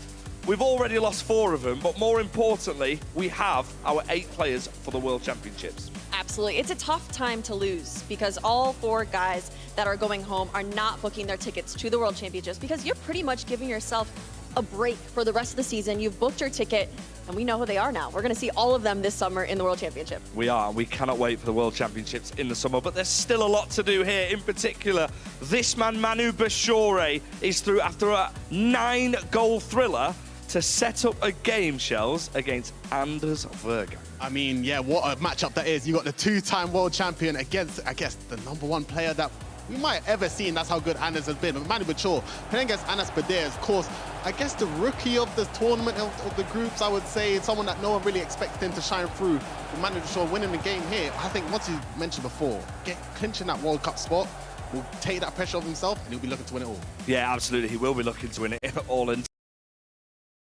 standing in his way is pretty much everyone's favourite for the tournament. Anders Vergang, I want to ask, Casey, because we've seen a lot in these pro tournaments, that playing that game first is acting as an advantage to some players who are somewhat cold in terms of their FC for the evening? Yeah, I think it could be seen as a warm-up, but I do think if we look at those 4 players that locked in those spots, I mean, they're top tier. They topped their group as well, and so I don't know if they're coming into this with any type of reservations. I think they're going to be ready for it. One thing's for certain, my first game in the weekend league is always awful. I need a warm-up. We're moving on to Umut. 5-star performance, 5 goals against the Iceman, the world #2, who is out.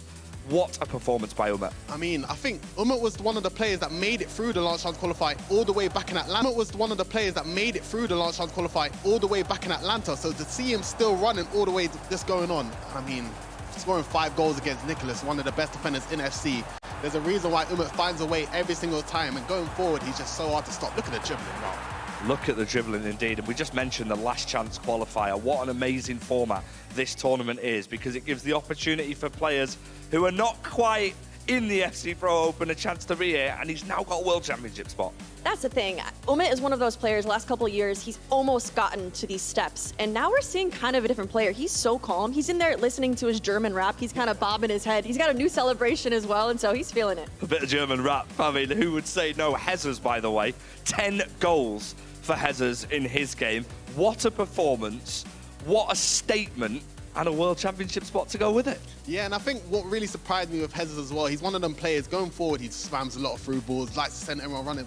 But from the groups, even last week, he looked so much more controlled and looks like he's trying to change his game style, change the way how he plays, because he wants to try win it all, and maybe starting with Pro Open, he could have his chance to win it all today. Yeah, we're watching some of the footage from that game. I mean, we're seeing so many goals in these games, Case. You were, of course, part of the commentary team for these games. I mean, the attacking has been impressive so far. Yeah, it is honestly relentless, constant attacking, so many goals. I think everyone watching in the chat back home, you can't really blink. You're going to get whiplash back and forth. It's very end-to-end, but very entertaining for all of us. Yeah, absolutely. And of course, we can't carry on without speaking about Nasada, who has beaten Tuga to book his place in the World Championships and, of course, in the next round of this tournament. I mean, this game, 7-3, that's another statement performance, Shells.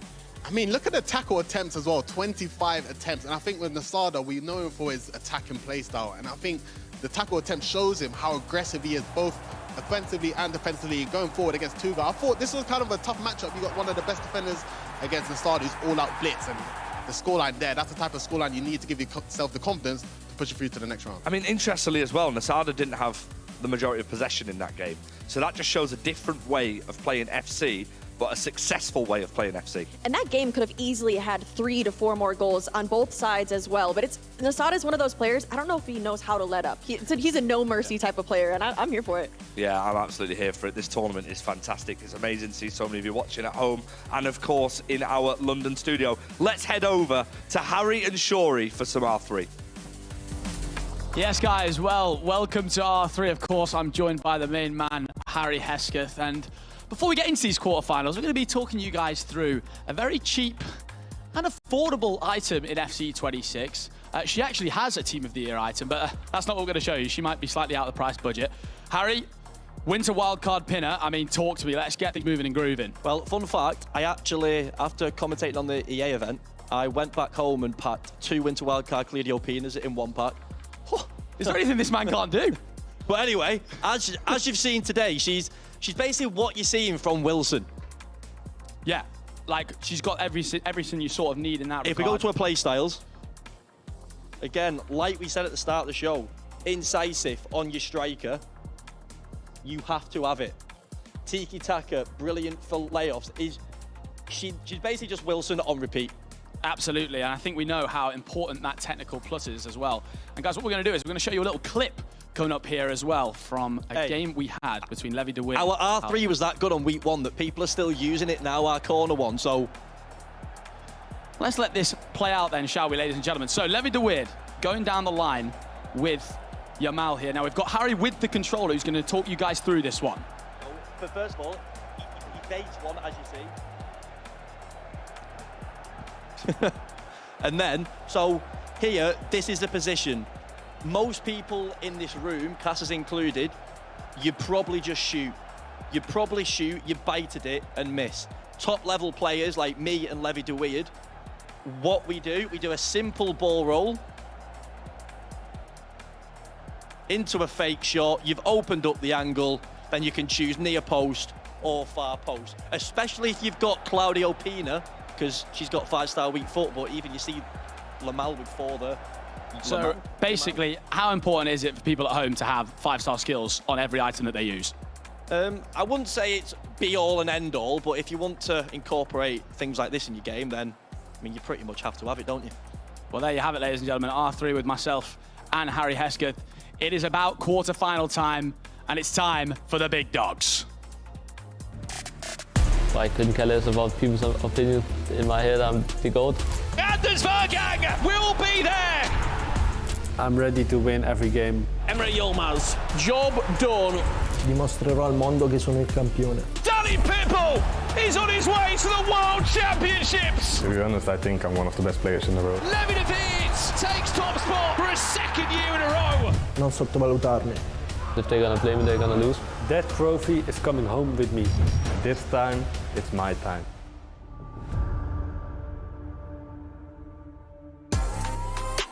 Well, this is a huge game. It's not a final, it's not a semi-final, it's a quarter-final round, which kicks off with Manu Bashore, the current FC Pro World Champion, against the current defending... And we've got another matchup. It's the round of 8. We are watching the quarterfinal number 2 between Levy de Weird and Umut. Another matchup that consists of 2 very, very good, I would say excellent players.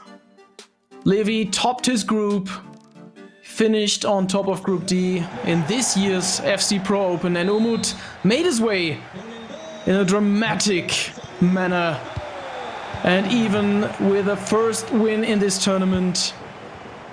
So he already had some time to warm up on professional level, and kickoff has just happened, and we are watching now. Levy de Weird! 2 minutes in, and once again it's Umut conceding the first goal of the matchup. Incredible. It seems once again so easy. Bellingham, a bit lucky of course, goes through, can't be stopped by the tackle. Oof, that's a rough start, but Also very good for Levy, the Dutch. Now playing for Team Liquid.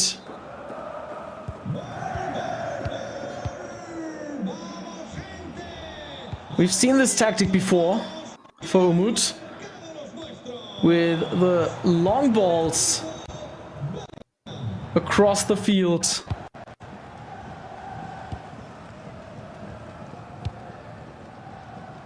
But it did not turn out to be successful in front of goal.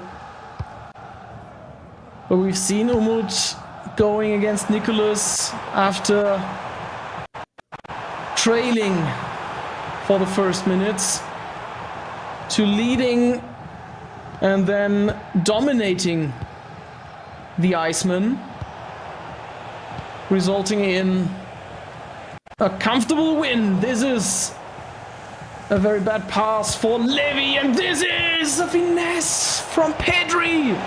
He scored in the other matchup for both sides. Now he misses this crucial situation.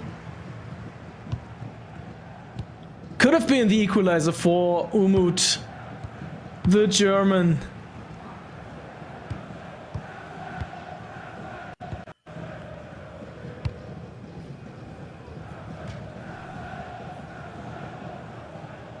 Almost 10 minutes in. Great start to the game, I'd say.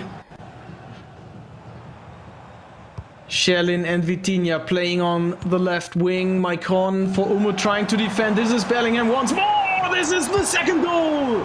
Wilson scores for the Dutch. And Levy is up by 2 goals.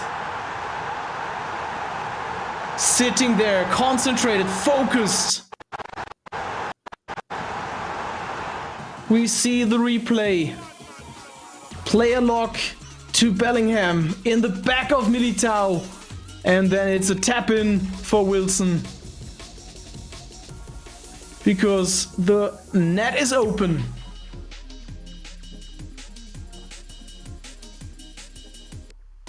New situation.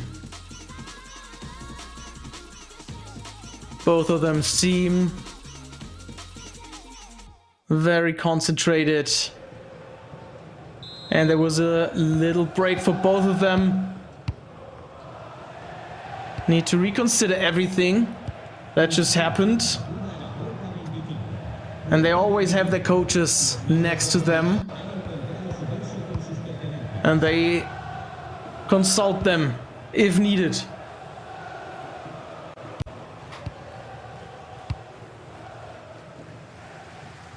But Levy, there is a reason why he topped his group in the regular phase of the FC Pro Open.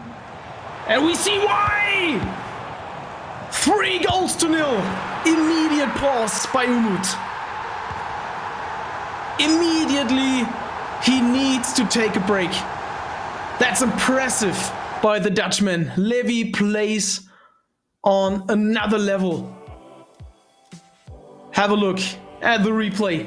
Wilson. First touch playstyle plus and then the finesse playstyle plus. Wow. Well done. And if you wonder what you can do to achieve a similar style of play, always remember, do the basics. If you master the basics, you'll become a very, very good player in this scene.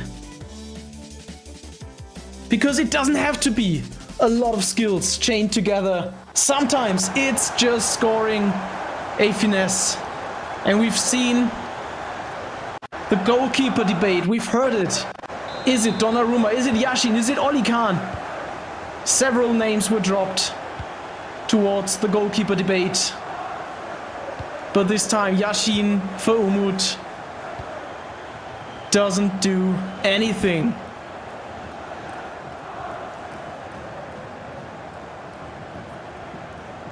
So much time left in this quarterfinal we are watching. Umut running up the field with a lot of players. Great defending. by Levy. With a quick counter-attack. Through ball to Lamine Yamal. What is Umut doing? He sends out Yashin to catch the ball from Lamine Yamal's foot, but no way this is working. Because see what he's doing. Theo Hernandez is not able to catch up, and Yashin just denies to work for Umut.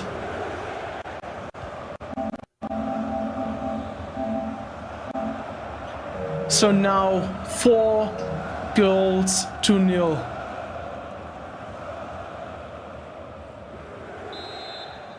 This is another level. I thought we've seen two of the best players in the tournament, with Nicolas and Umut fighting for their spot for the World Cup to be in the final 8. Oh, what a goal! What a surprise goal by Wilson. Umut pressing his opponent up to the goal line. What a goal! Of course, this is quite random, but it's so important to still be focused, even after losing the ball. So it's 1 goal for Umut, 4 goals for Levy. It isn't tight, of course, but it gets more and more interesting with every minute.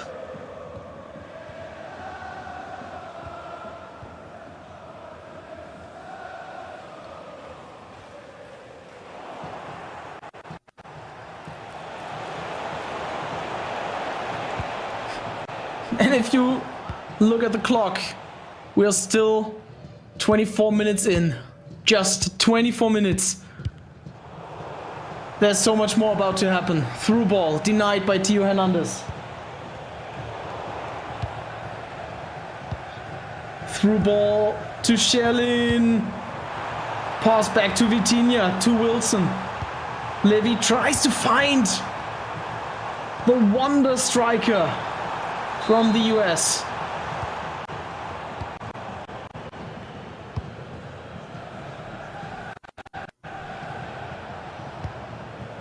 It has been discussed. Is it Pina? Is it Wilson that will make the difference up front for the teams? All the players could draft their team in advance. Some chose Pina, some chose Wilson. And Sherlin, Bellingham, Pedri, Vitinha. These are the names of the other players taking shots up front.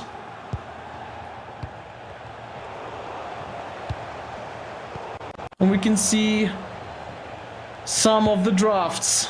You can see Emry Yilmas draft. Starting in a 4-5-1, also using Wilson.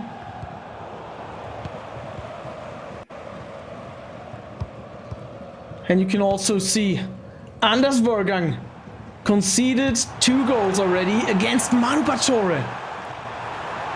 Also very interesting, now he scored. It's the caster's curse. If you mention it, it will happen. Next tap in, no! Important block by Hernandez for Umut. Trying to counter with some pace.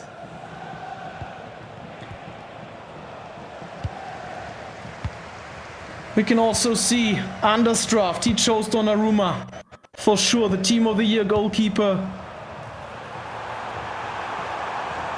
And Levy is up and about to score another. Having multiple chances right after another. And Umut doesn't have the key or a solid plan to overcome the defense. Another goal. He missed the timing with the offside trap, I guess. We might see it in the replay. But Levy is 5 goals ahead. 4 goals ahead. He scored his 5th. Sorry for that.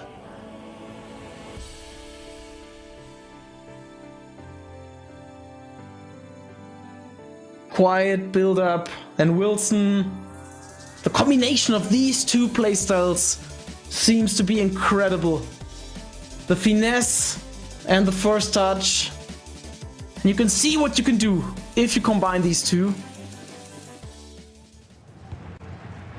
And Umut knows what Levy is doing, but he's just too slow to do it. So the offside trap fails, and we've got a situation with 4 goals as a lead again for the Dutchman against the German, against the former world champion Umut. And I don't see Levy breaking under the pressure shortly before we go into halftime.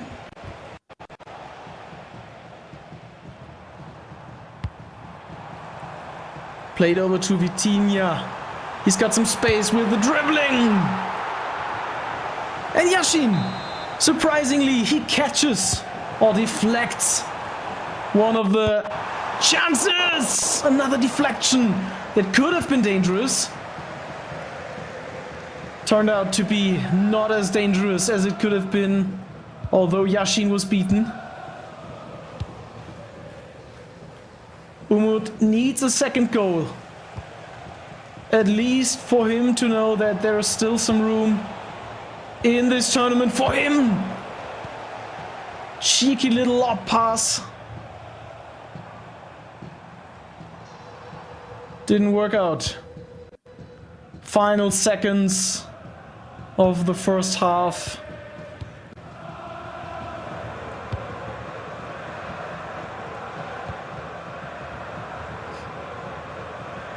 And Levy is trying to get the final attack.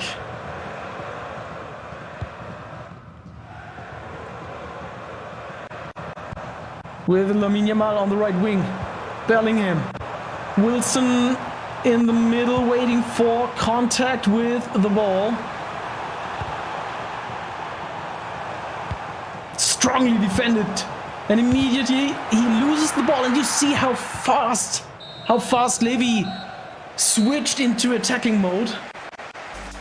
He got the ball with Wilson and immediately tried to score with a finesse.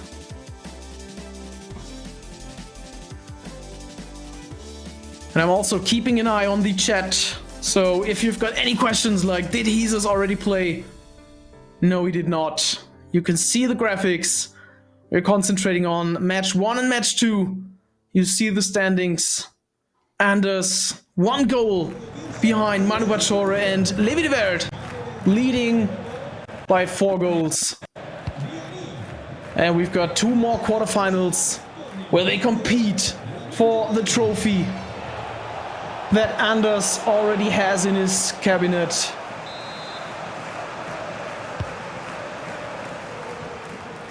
Trying to defend it. Corner for Umut. Another goal for Bachore. I mentioned it before, the caster's curse. I speak about it and then it happens. So 4-2 in the other game. But still we focus on this matchup right here. Levy with Lamine Yamal.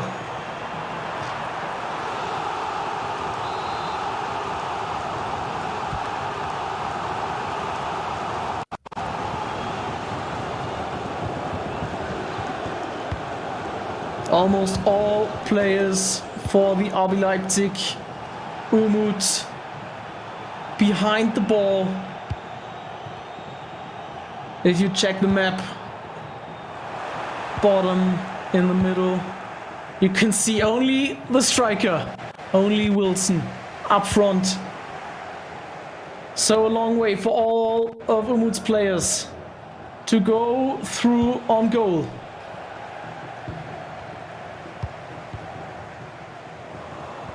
Pacho winning the challenge.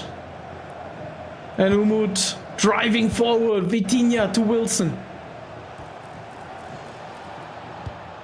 And he misses the opportunity to put it through. It seems quite difficult. And be sure it is. Straight to Wilson. Wilson! Low-driven shot. Not too precise, but he isn't able to score from this.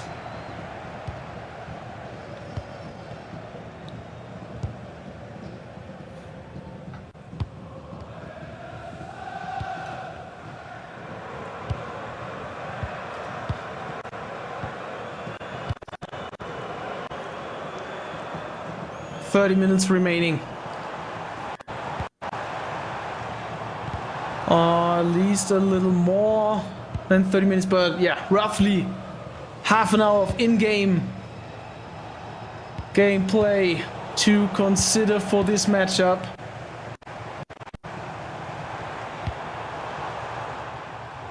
And Levy playing strongly. He doesn't get the shots on goal, but he gets possession of the ball inside of Umut's half. And he tries to do anything with this. Is Pedri. Oh, I called.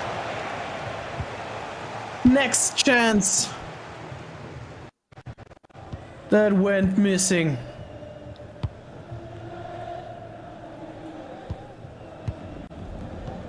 Maybe with higher pressure, Umut can achieve something. He needs to gain the ball close to Levy's goal. And to be honest, it was only a very lucky goal that he could score because he pressed in the right moment.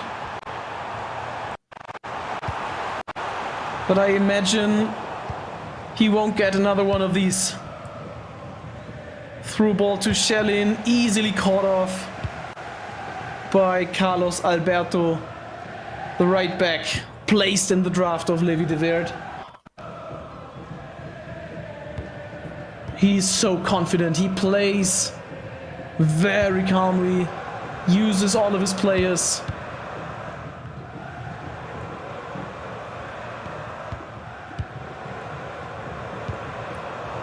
And Umut has to watch the whole possession by the Dutchman. Finding a way, maybe a run by Lamine Yamal. Through on goal, can he finish? He finishes! A little hope for the German. Just a little hope. Still, 3 more goals to come if he wants to proceed to semi-final. You can see how hard it is to make these runs, to trigger these runs. No space behind the defensive line. But the first, I'd say the first real goal that Umut scores in this matchup. And Levy is still calm and composed as we know him.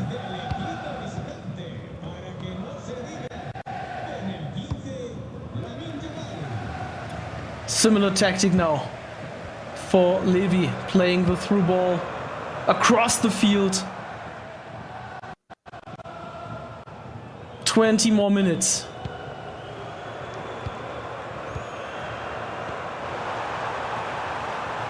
Levy with some space. Maybe he could have taken the finesse, although it might not have been his favorite player in this position. Missed opportunity for Umut with a run, and then he's too easy. Too easy how he lost the ball.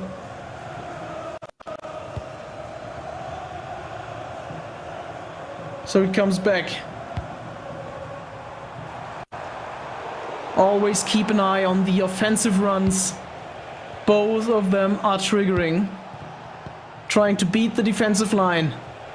To stay on side, but also gaining the little advantage. Vitinha, Shelin offside. Very, very difficult situation for Umut. 50 minutes. Definitely crunch time now.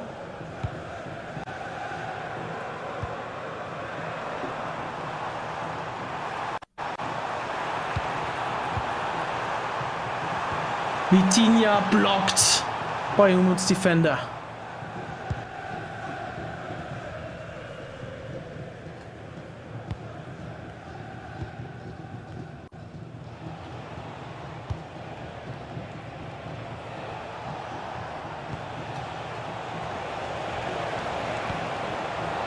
Bellingham to Lamine Yamal.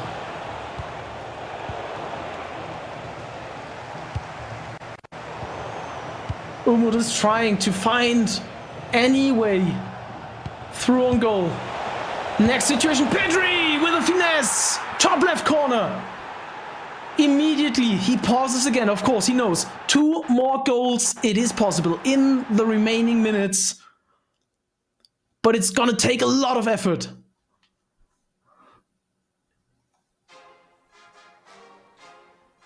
And I was just talking to you, I was just telling you how difficult it will be, but you see, Pedri, he was triggered to run through on goal way before the pass came to him. So Umut assisted himself with the run. And now, intense situation. Very intense situation.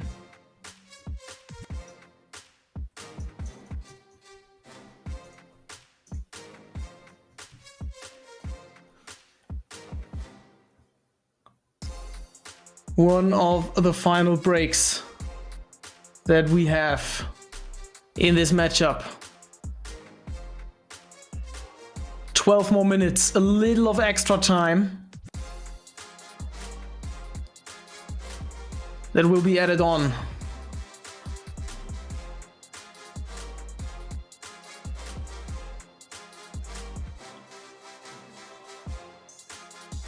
And there's always coaching from the sideline. Always discussions about what to do next.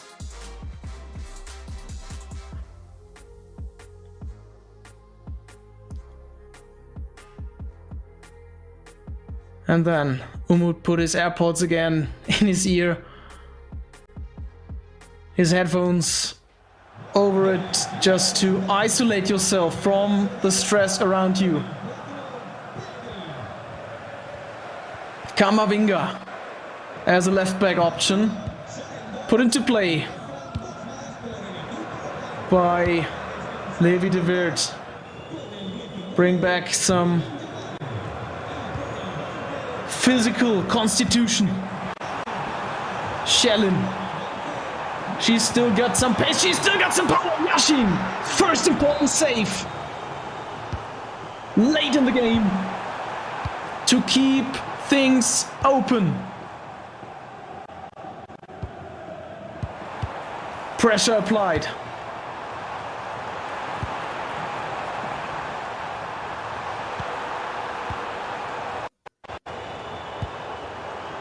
Umut needs to do something, but now it seems like Bellingham gets another chance. Yashin once again saves Umut off conceding another one and probably leaving the tournament right after the whistle. Remember, it's an elimination game. We do see the final rounds of the FC Pro Open. All of them are qualified for the World Cup, so no worries for that. But of course, it's about prize money, it's about a trophy. It's about your name alongside Anders Vergang, who won last year's tournament.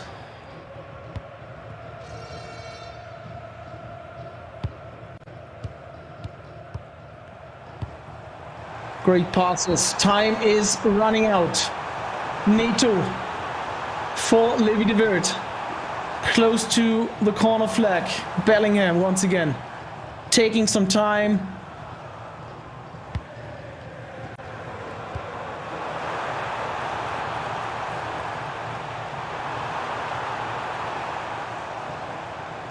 So we will have to say goodbye to Umut, who couldn't score enough goals to beat Levy de Verde,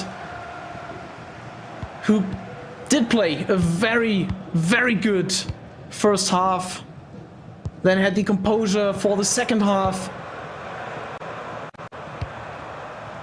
So I might say it is deserved, but they gave us a great show.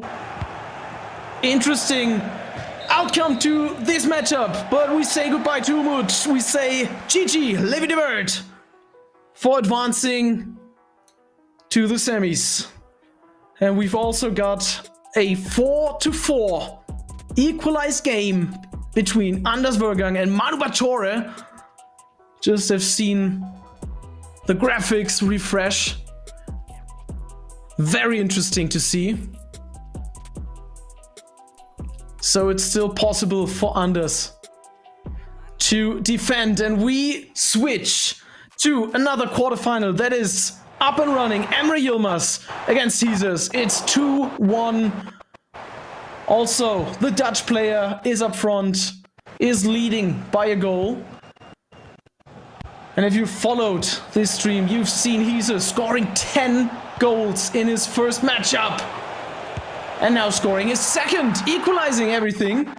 Of course, with Shellin, 1 shot on goal, 1 goal that he can take into account. And we see the build-up from the goalkeeper with Pina, with Abili, and then we see the triggered run with Shellin. Theo waiting for the moment to pass. Shellin with a bit of luck, passing the defense, and then the finesse finish. That is quality play. So now we find ourselves in a very interesting situation. Half an hour played, plenty of time for both of them. 2 goals for each side. And a promising scenario. We haven't seen Emry Yilmas in action today. Oh, nice goal! What a goal! Scored with Wilson. And I'm so excited to watch this situation. Take a look. The offside trap failed to work. But not just once. There's a second offside trap. He sent Wilson from far behind. Perfect timing and so much space. First touch, lob over the keeper. And it doesn't matter who's in between the sticks. It's just a great, great goal. Unbelievable. So Emry Yilmas, maybe the goal of the tournament for me, for now, from what I've seen. Haven't seen all of the goals, but this was a beautiful, beautiful goal.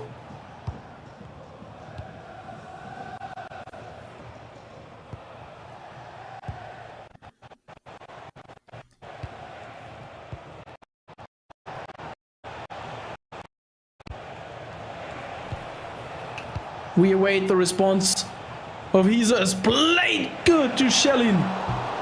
Maybe there was also a chance to shoot from the center of the box with Pina.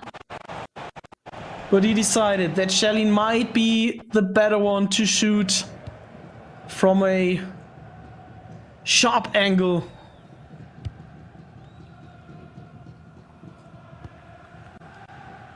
And Wilson turns out to be the one to watch. You can all get her during the SBC. Might be expensive, but also with the amount of packs you might get throughout Team of the Year, there might be a chance for you to get her. She seems worth it. This is Pina! Pina! It's an equalizer once again. And for sure, it's either Wilson or Shellin, or it's Claudia Pina, the Spanish legend, that came up this season as the almost perfect striker. And of course, she's used in this stage of tournaments. Two defenders are not able to block the shot, and it's a finesse. So everything is on the table. We could end in a draw, which would mean extra time. And if we go through extra time with an equalized game, of course, we will get the penalty shootout that everyone, I think, wants to avoid.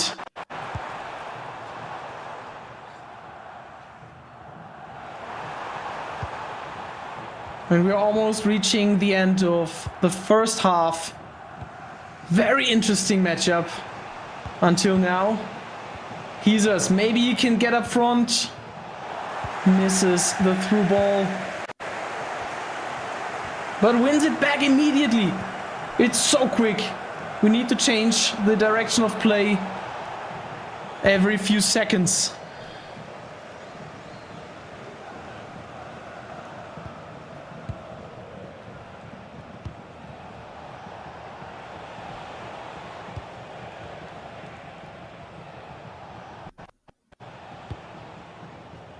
Abili passing to Sherlin. Too easy. Remember, I've told you to master the basics, which is the key to become a very, very good player in this game.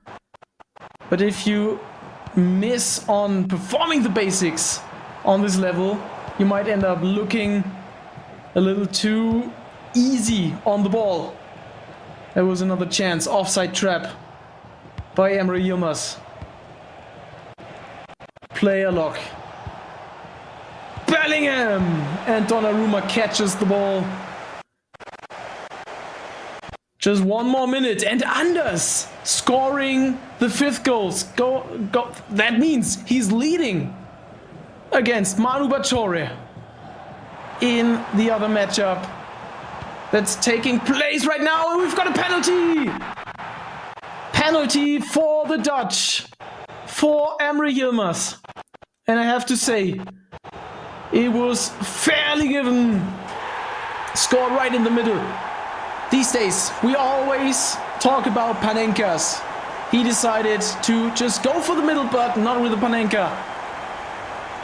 But he scores. Going into halftime with a shaky lead, I'd say, given the recent events and the permanent equalizers by Hezers, who proved to be able to score a lot of goals on this level in the tournament.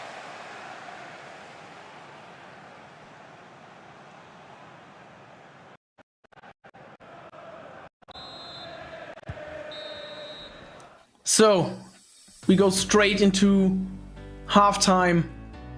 Interesting matchup. Tell me your thoughts about this matchup. I know you all want to know about Anders Vergang versus Manu Bachore. There is another stream. There is the stream on Twitch. If you want to see this matchup, just open another browser tab and watch both matchups in parallel.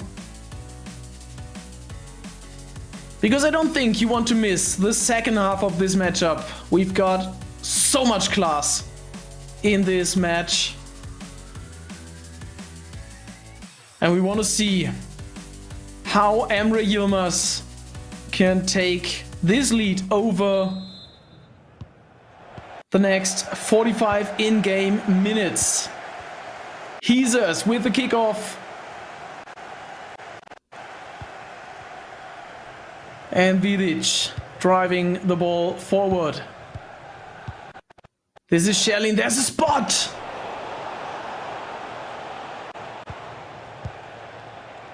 And Lamine Yamal, once again, he's got some space. He's trying to lob it over Donnarumma, who's already booked. We remember the penalty right before halftime.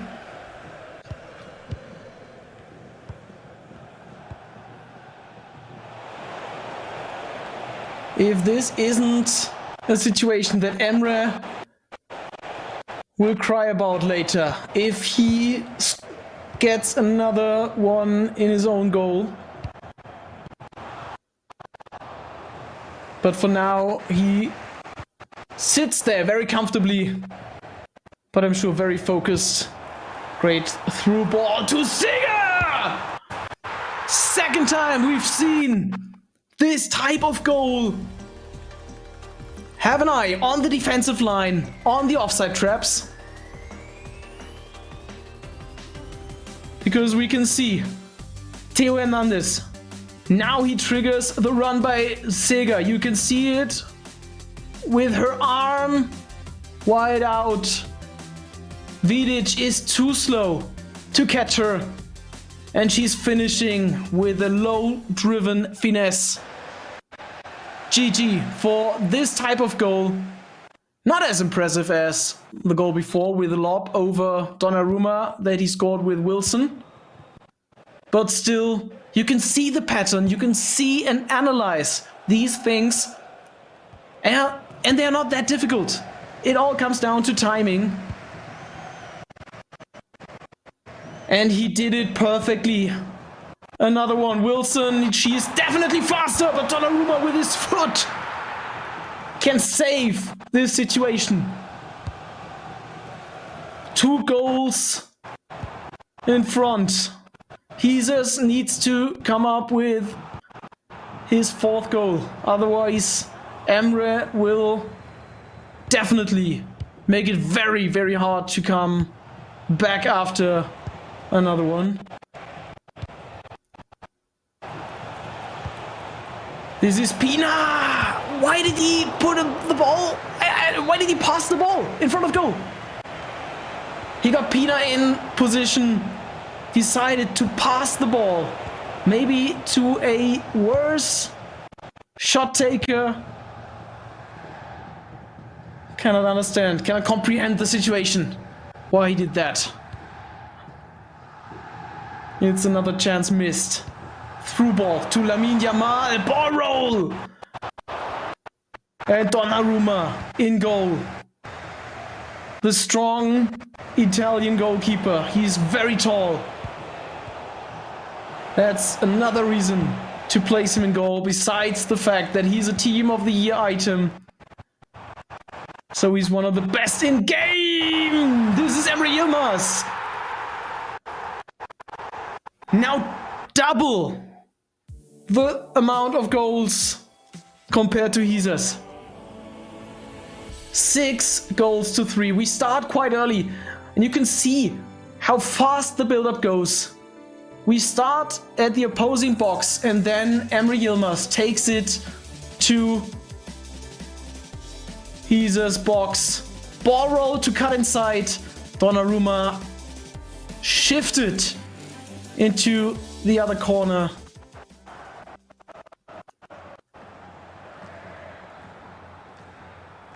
So that is a very interesting turn, but also a great presentation of the quality that Emry Yilmas has. Tough situation for Hezers, who managed to come back in the first half almost every time, except for the penalty. And now he faces the Dutchman that had a great start to this tournament, it seems. And showing his confidence, Emry is attacking. With Sega, okay, well defended by Hezers. Not letting him turn inside the box. Player lock and the direct finish! He tried to finesse it immediately after receiving the ball. Saved by Donnarumma. Through ball. Yapstam gets the ball before Pina. And you can see right bottom corner, Dani Pitbull against Nasada. The other German player against the other Italian player. The last quarterfinal we will have in this tournament is on the way. So they kicked off, and we will switch to this matchup probably later. We see Anders Vergang, by the way, leading by 1 goal, 6-5 against Manu Bachore. Hezers is now scoring, keeping the game alive. He doesn't want to give up that early. He can still turn it around. Also the through ball, then Pina. Easy passes. But you cannot defend this little movement. This little flick to the side with the left stick. Great play by Hezers. 2 more goals for him. 2 more goals and he might be able to get into extra time. Find some composure again. And then maybe beating Emry Yilmas, but for now it doesn't take him a lot. Yeah, well, we are back. We are back with a 3-goal lead for Emry Yilmas. Very, very easy for him. Look at the build-up in the replay. Starting with Carlos Alberto. Cutting inside. Almost to the middle of the field.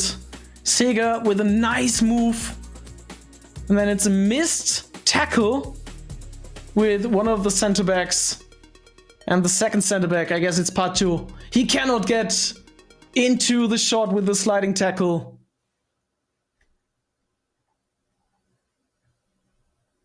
So, yeah, for now, everything is back on track for Emry Yilmas. Donnarumma didn't even react. Except for this. Donnarumma, he can smile, he can applaud. Because his pro is performing pretty well right now.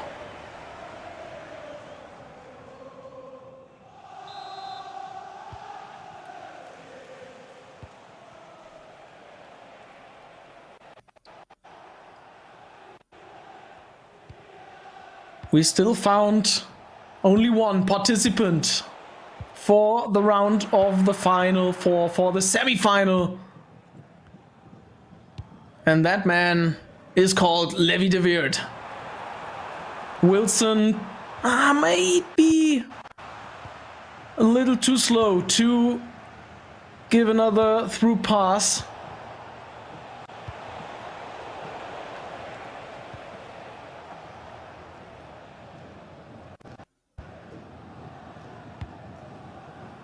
Wilson playing as a playmaker.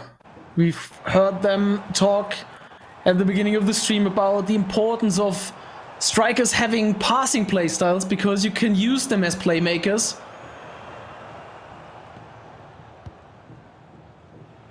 And because a lot of you were interested in the result and the matchup of Anders against Manu Bachore, it ended in extra time 6-5. So Anders proceeds to the semis.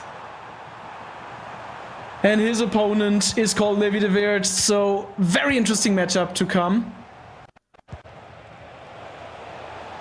And we might have another Dutch player that goes through, but Hezers makes it 5-7.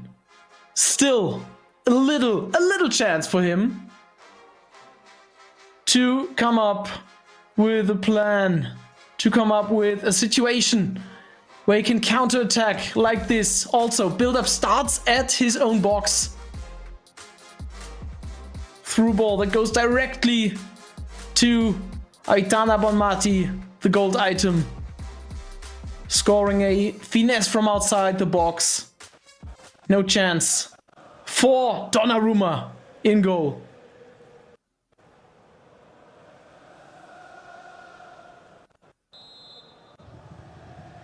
11 more minutes.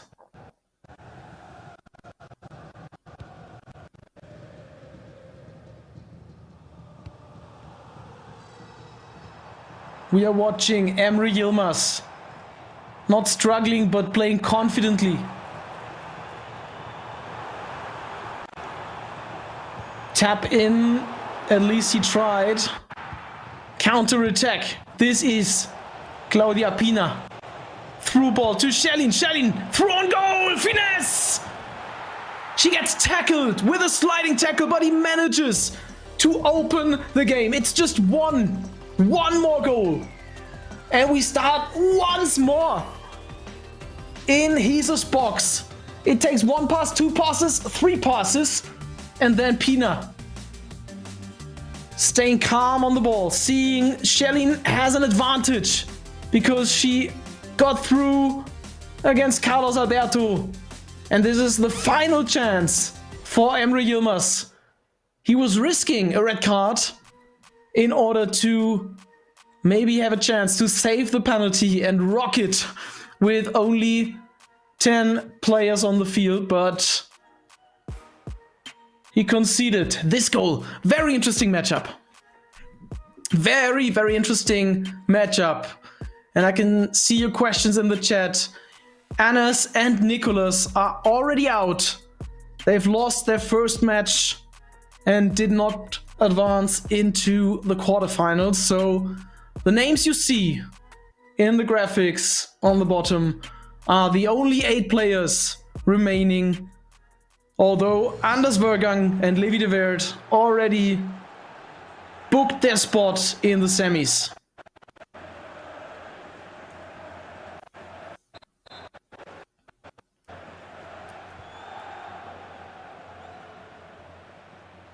Danny Pitbull going for the second goal. Nasara still waiting for his second. Might also be quite intense over there. And depending on how this game ends, if it ends after 90 minutes, we will be able to switch to the remaining game. Just have to see what happens. Could have been offside. Yeah, it is called offside.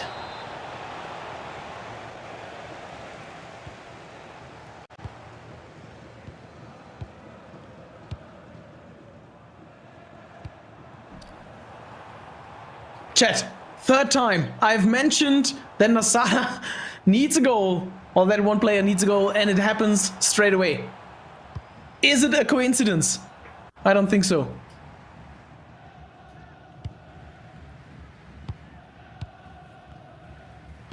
Through ball by Levy de Werd. By Emry Yilmas. Sorry for that, guys. Both Dutch players playing for the same team.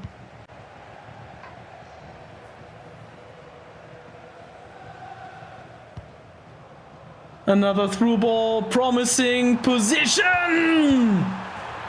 This is the end for the hope of Hezers, for the Italian. The offside trap. It is very helpful, but it can also be very dangerous. No offside from Bonmati. And then you see 3, 4, 5 players going forward.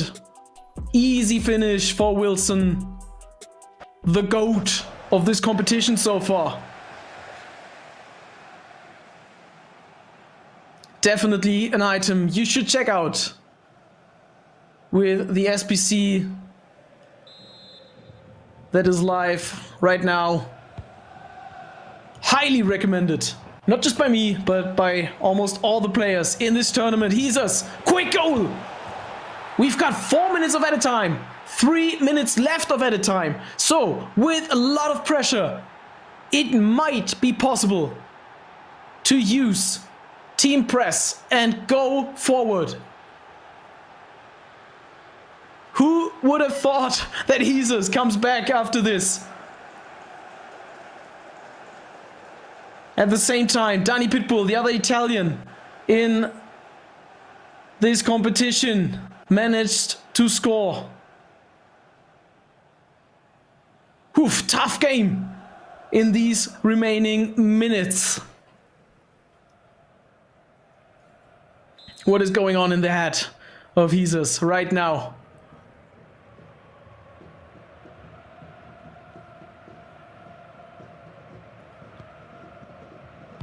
And Emry Yilmas only has one mission. Stay in possession. Don't give away the ball. Otherwise, it will be very, very dangerous. Hezers bringing his keeper out just to apply a little more of a pressing situation. This could be the final chance to attack. Where is it? Pina. Tackled by Pacho.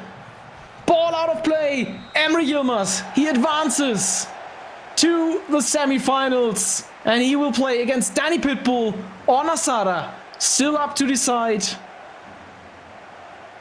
Both of them playing in the remaining quarterfinal, which we will see right now. We'll switch to the remaining half of this matchup. 3 goals to 2 goals. Danny Pitbull, now the remaining Italian in this matchup, in this competition. And this is the second half that we can see. Danny Pitbull, black kit, Nasada in the white kit. Of course, there's Shellin on the left wing. We do see a lot of familiar names that we've seen, not just for this competition, but especially in this competition, with bronze, with Hernandez, Seger, also Lamine Yamal, Nico Williams. Through ball to a corner. And we're probably gonna see a player lock corner. But Nasada doesn't get anything that counts as a goal for now.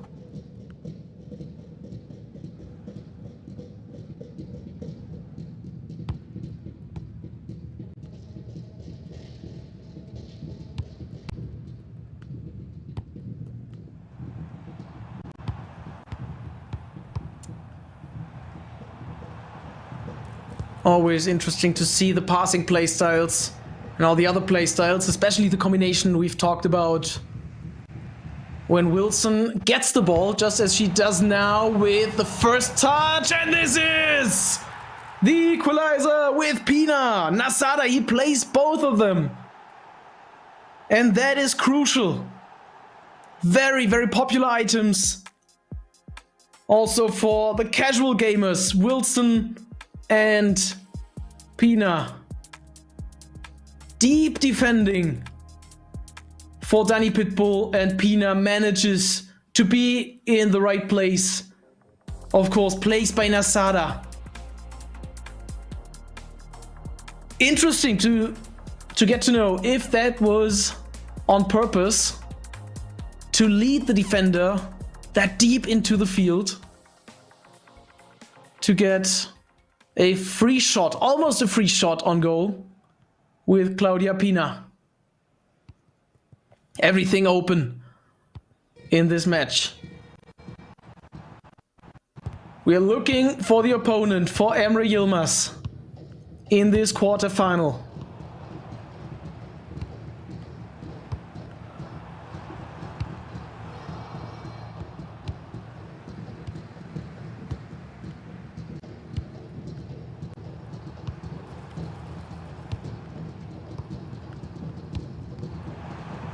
Well played! And the 4th goal for Danny Pitbull. Quick succession of passes. Ground passes to success. And he's up. Just watch the gameplay. Player lock, then the easy ground through ball. And Lamine Yamal finishes it top corner. 7 goals in this matchup. Nasada, he needs to stay focused now, but he seems to argue about what just has happened.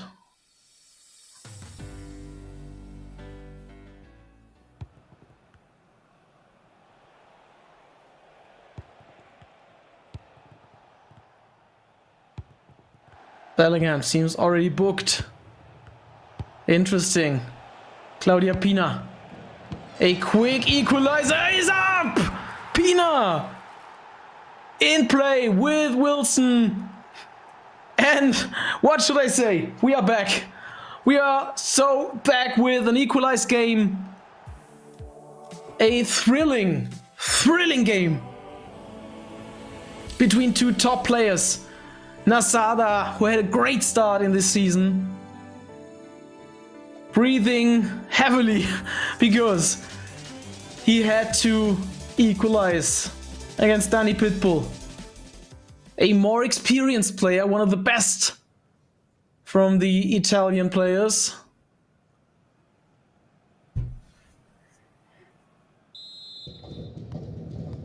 This is tough. 30 minutes. We get ourselves a nice crunch time with these two players. Very enjoyable to see.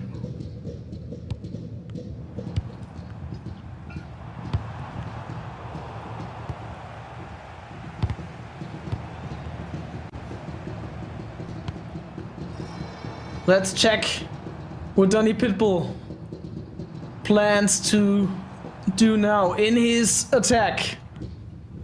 Needs to head a little back to build up once again. Cancel the rotation. For sure, it's important to get some space. And he gets the corner. Played to Pina.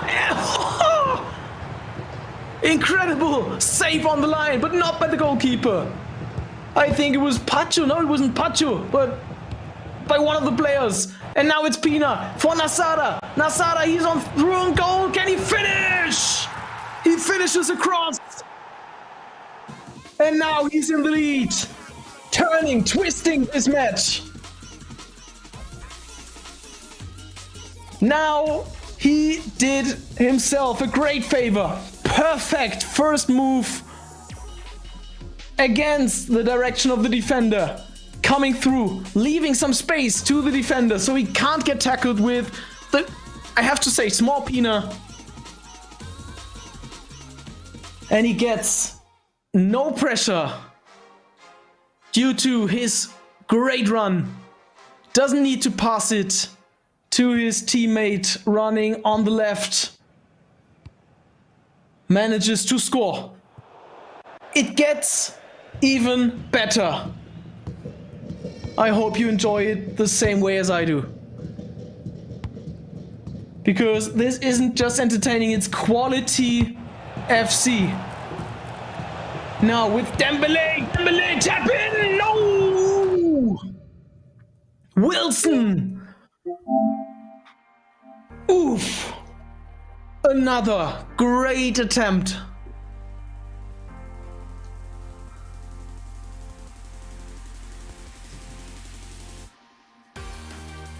This could have been the very important 2-goal lead.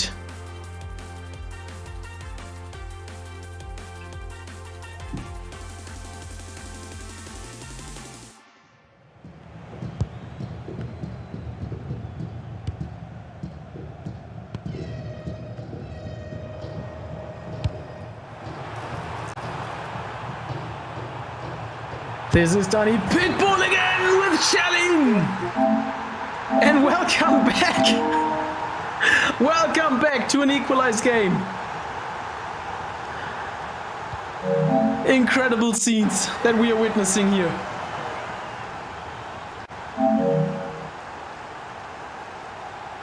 We have another goal. And it's scored by Shelling with a finesse after the through ball. And if you look at the face of Dani,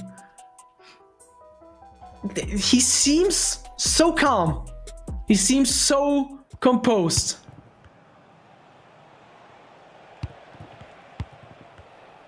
it's the final decision of this quarterfinal. And we have still 20 minutes to decide. But honestly, I cannot say who will do it.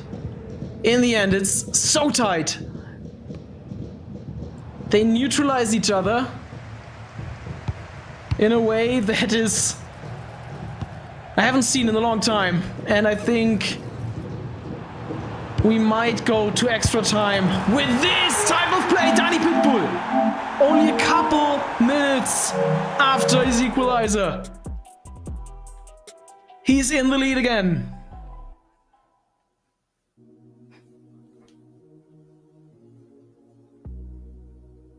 Someone definitely should check the screen time of their faces. We've seen them so often because of the amount of goals. Each time there is a break. There is the arguing, there's the celebration.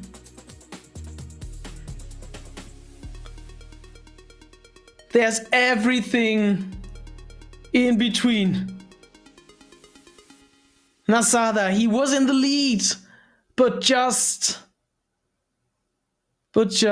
a short time.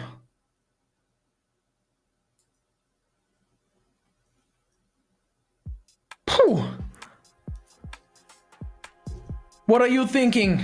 What are your thoughts?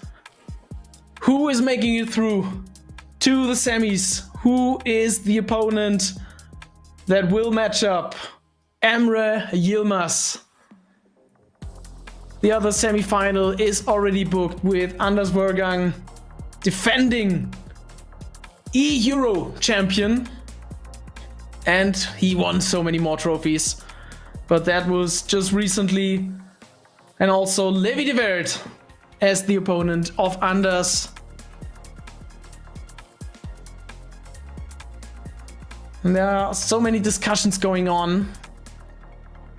What do we need to do? You can see also the different approach. We can see Nasada with his headphones on. We can see Dani with no music, no podcast, whatever,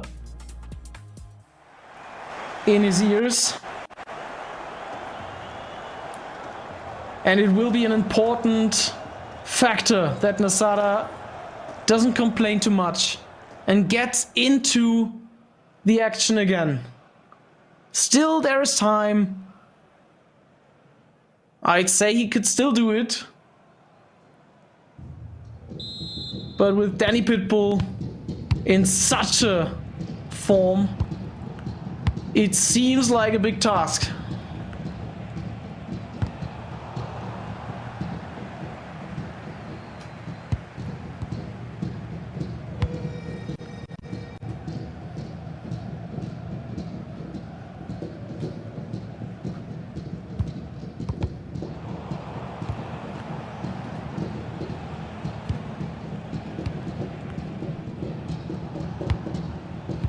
Nasada losing the ball in the opposing third.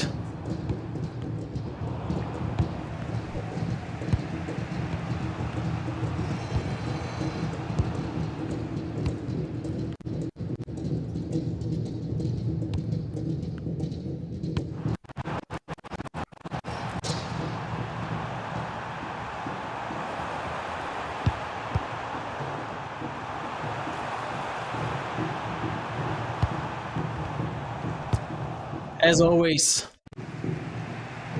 time is ticking. We've got 10 minutes left. Wilson going over the left wing. This is Pina. No, but she's too small. She's too tiny to tackle the big defenders. And then it doesn't matter how good she can shoot, how good she is with her passing playstyles, if she cannot shoot on goal, she's not that much of a useful tool, at least in this situation.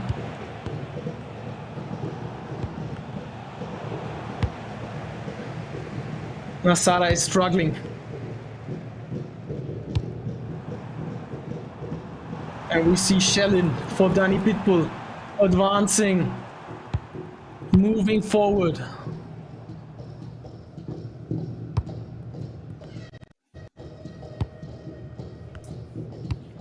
Now he's taking some time, for sure. Nasada needs to apply team press, needs to get the ball.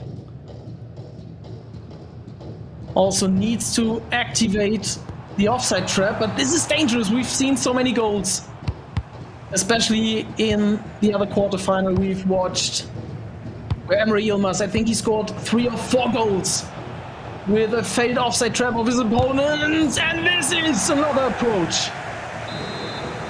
Vidic coming to celebrate, of course. Bellingham. And Wilson. Now Sada, he needs to find a way, he finds it! Late equalizer!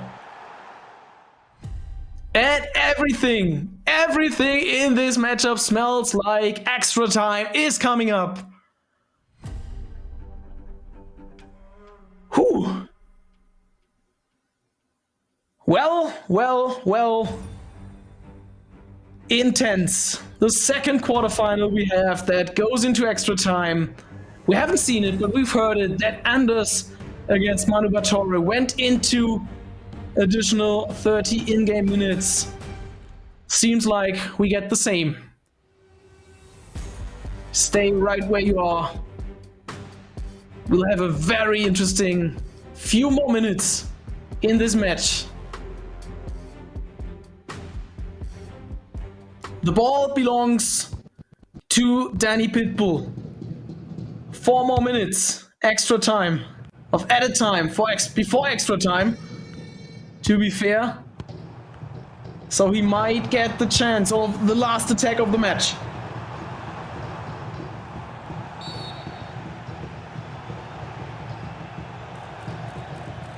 Hernandez gets booked.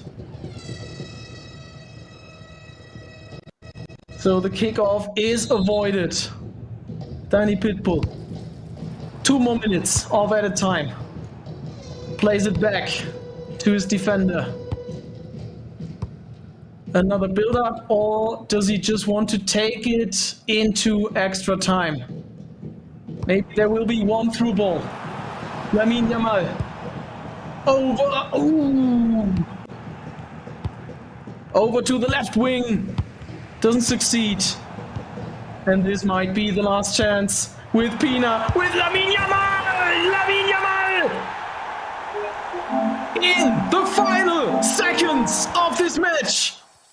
And Nasada, he complains, of course he complains. Time was up. But it was the final attack of the game. The German is out of the tournament. So we found another opponent. The remaining spot is filled for the semi-finals. It is Danny Pitbull, the Italian. And we can see the arguing of Nasada. And I can understand him, it's frustrating. He was on the ball, losing it to Theo Hernandez. Maybe if he just stick to the ball, this might have won him some additional time. The tackle in the end also didn't succeed, although the playstyle did light up. Bit confusing here, I guess.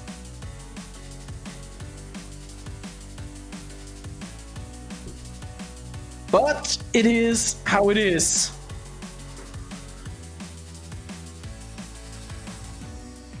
In the end, Lamine Yamal is the winner. And this is the final matchup. And this is the face to the voice you've heard this evening. But I will send you to the main stream to watch the final minutes of the broadcast with the semi-finals, with the final and the trophy lift. So thanks for listening. Thanks for watching. Stay for the semi-finals. There's gonna be incredible stuff happening in those remaining matches. Thank you all, and I'll send you back to the other guys in the studio. GC is in the building, by the way, so we'll try and get him on at some point.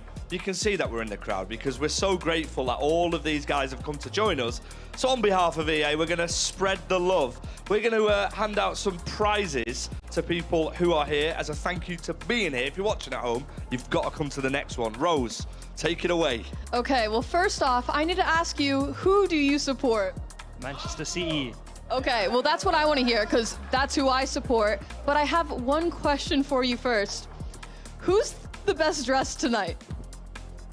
It's got to be my boy FG. You know, that was the wrong answer, but I'm still going to give you a shirt just because I'm grateful that you're here tonight. So here you go, signed by the whole team.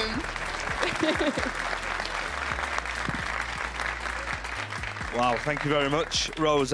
He wasn't wrong about being best dressed. Now, I'm sat here with a fellow streamer, a legend, Gamer Finley. Welcome to the London studio. How are you finding it? Amazing, honestly. All right, so quick one. Obviously, I know that your dad supports Manchester United, but oh, I like that. Oh, okay, nice. Nice, yeah, we'll boo you later, Dad. All right, listen, who do you support? Tottenham. Oh, Tottenham. Spurs. Do it again. Come on, you Spurs. That's enough passion, isn't it? Listen, all right. Okay, so in my hand, which I'm going to pass to you, is, of course, a fully squad-signed shirt from Spurs. So enjoy that. Thank you for being here, Finley. And thank you as well. Rose, whereabouts are you? Right here. Okay, now I'm going to ask you, who do you support? Chelsea. Now, Chelsea fan, I'm going to give you a pretty hard question here. Is it soccer or is it football? Football. Easy. I don't want to give you that again, but I will. I have a nice Chelsea jersey for you, of course. And that's not all, of course. We've got one more shirt to give away. Hello, sir. Who do you support? Liverpool. Ooh. Oh, all right. That was a mixed reaction. Oh, I've got the perfect question here. Did Liverpool win or lose at the weekend? I'll let Shori answer that question. All right, okay, well, listen, here's a signed shirt for you from the Liverpool squad as well. It's amazing to see so many people here, and if you're watching at home, we want you to join us at future live events. We've got the semi-finals coming up next, by the way, so stay tuned. Let's head to a break.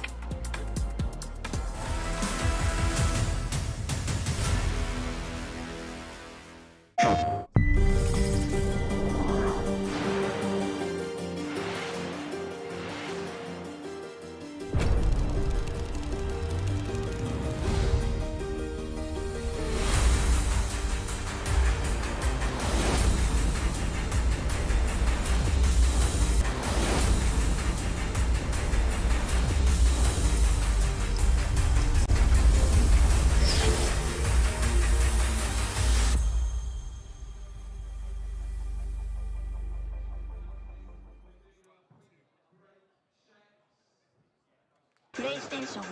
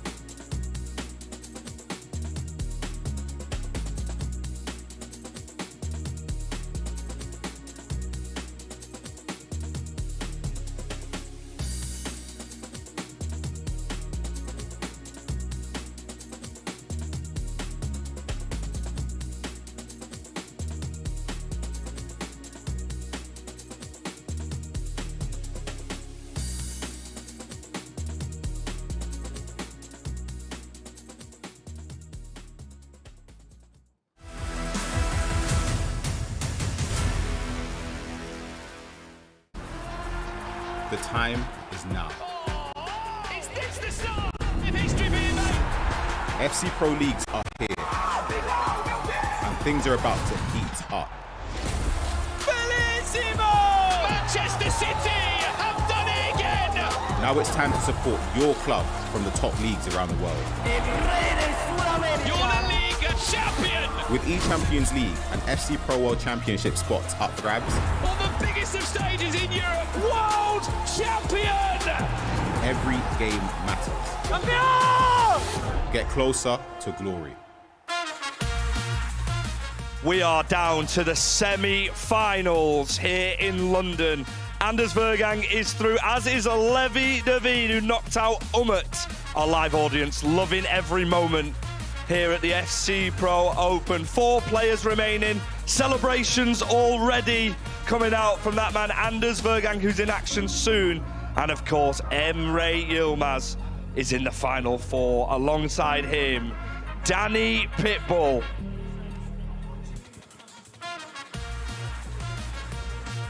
Wow, welcome back to London. It's time for the World of FC. But before doing so, let's talk to you about another competition which is coming soon. I'm super excited for this. Not only am I stood next to a previous winner of the E-Premier League, the group stages are back on the 28th of February and 1st of March. All 20 Premier League teams will be involved. Shells, you've won the tournament. How special is it? I mean, thank you, FG, for the premium gas, of course. But I mean, to bring home a trophy, any trophy, was one of my greatest achievements. But yeah, bringing home, I guess, the UK trophy to win is definitely a proud one. And to win it for City as well, my team at the time, and my team now, actually, it was a great accomplishment for me. Yeah, it was a great accomplishment. And who's it going to be this year? Make sure to tune in to the E-Premier League group stages on the 28th of February and the 1st of March. Now it's time for the World of FC. I mean, look, Team of the Year, it needs no introduction whatsoever. I've just noticed the studio's even changed the colours of Team of the Year. And we're going to focus on the 12 players, all right? And I'm going to come to you, Shells, first. For the men's side, Rafinha. Like, I've used his gold item, and it's pretty special. This one's about 6.5 million coins right now. Yeah, I don't have the price for this item, but this Rafinha item is sensational, to be honest. 95 pace, 90 showing. I don't even need to get to the playstyles yet, but this item in the game is fantastic. One of the best wingers in the game. Let's talk about the playstyles, shall we? Because we can see the attributes on the screen. But I mean, we can talk about the triple gold playstyles in a second. Are we going to talk about tiki-taka as well? Because that's one of the most favourite ones amongst the community, and it even helps me out. Yeah, I mean, we can leave out the gold ones for now, but tiki-taka, like you said, I think is probably the best play style, the most.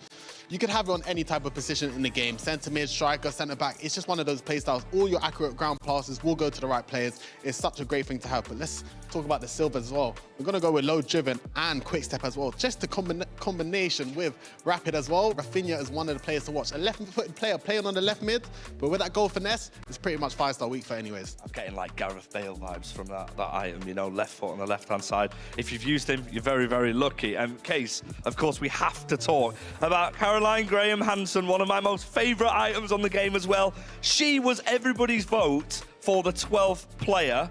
Let's take a look at this item, and there's one thing that's screaming out to me. Yeah, this one is absolutely blaring right at me. It is 98 agility. That is absolutely insane. Caroline Graham-Hansen, everyone at home voted for this item.